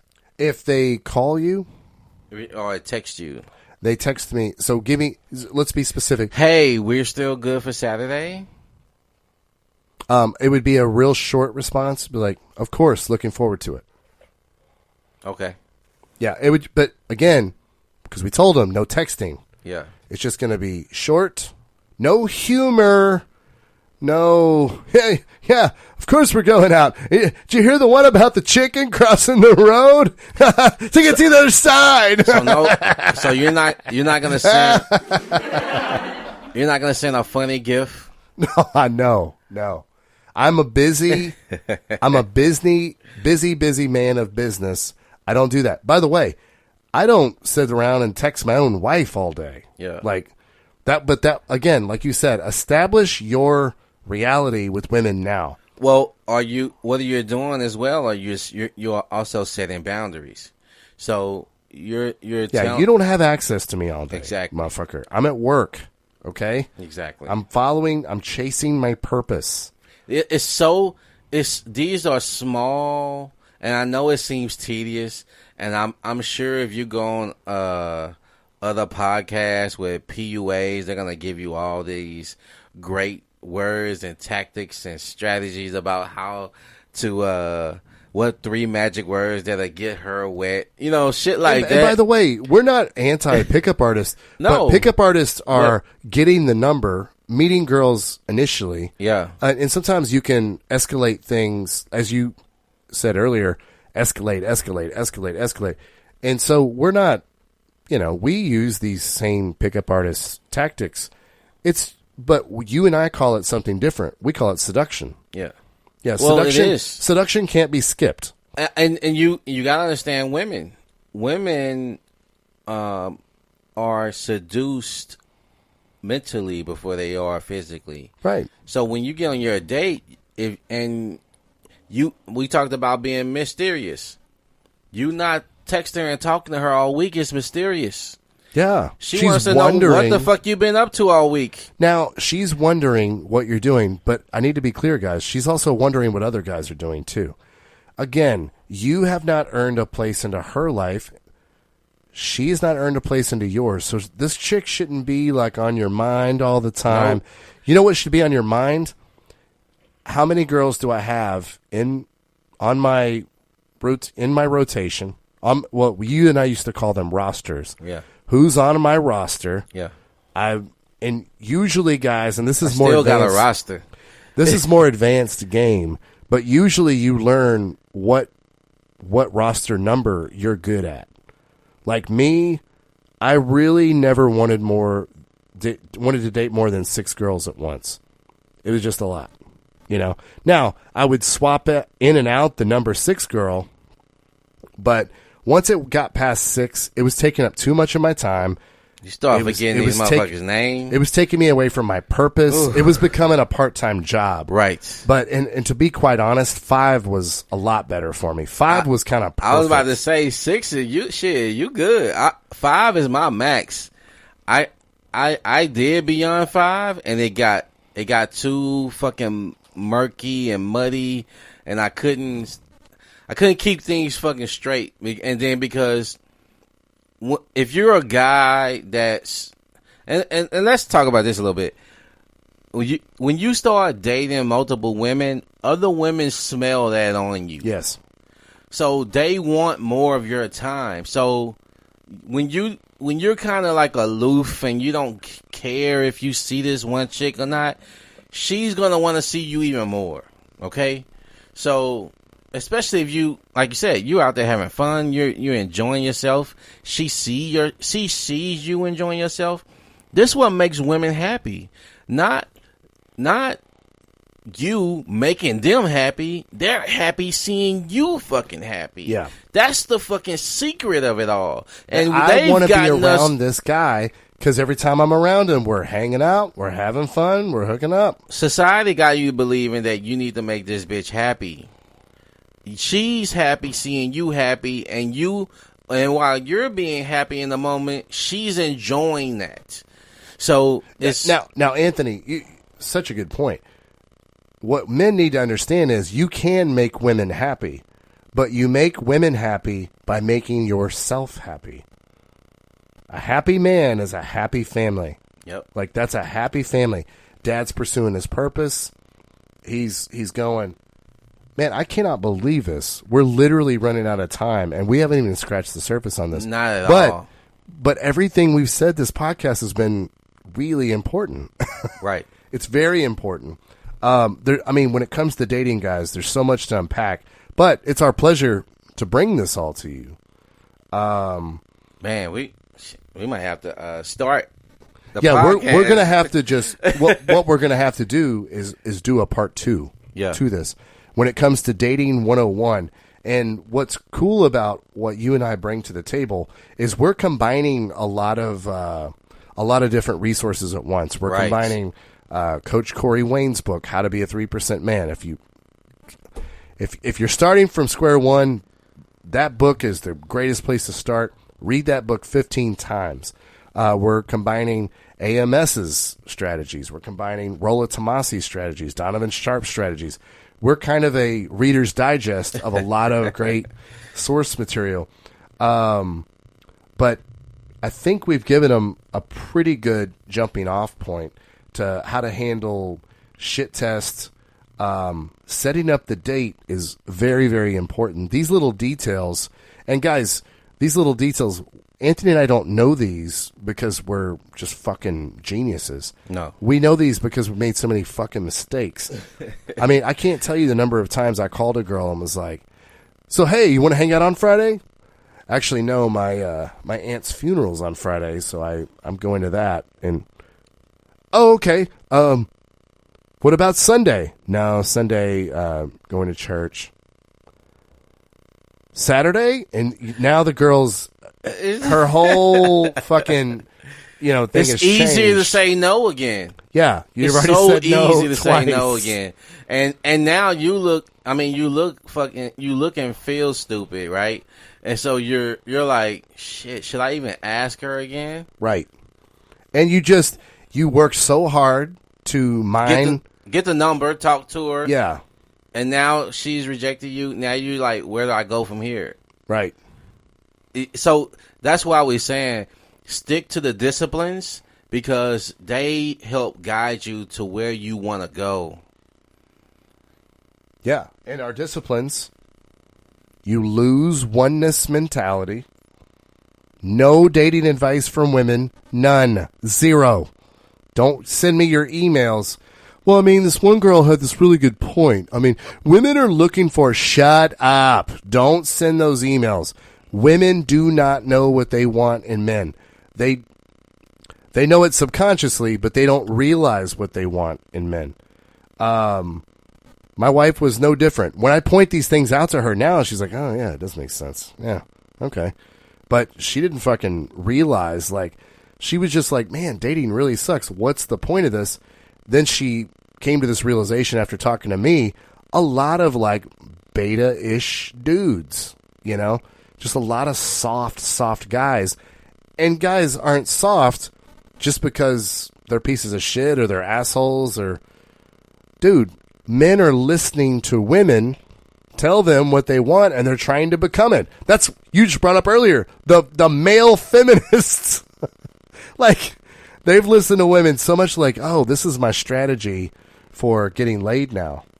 I'm going to become a male feminist. We have more. We might have to just do the whole show on dating next week. Yeah. I'm excited about it, though. Yeah, man. We got a lot of good information to share.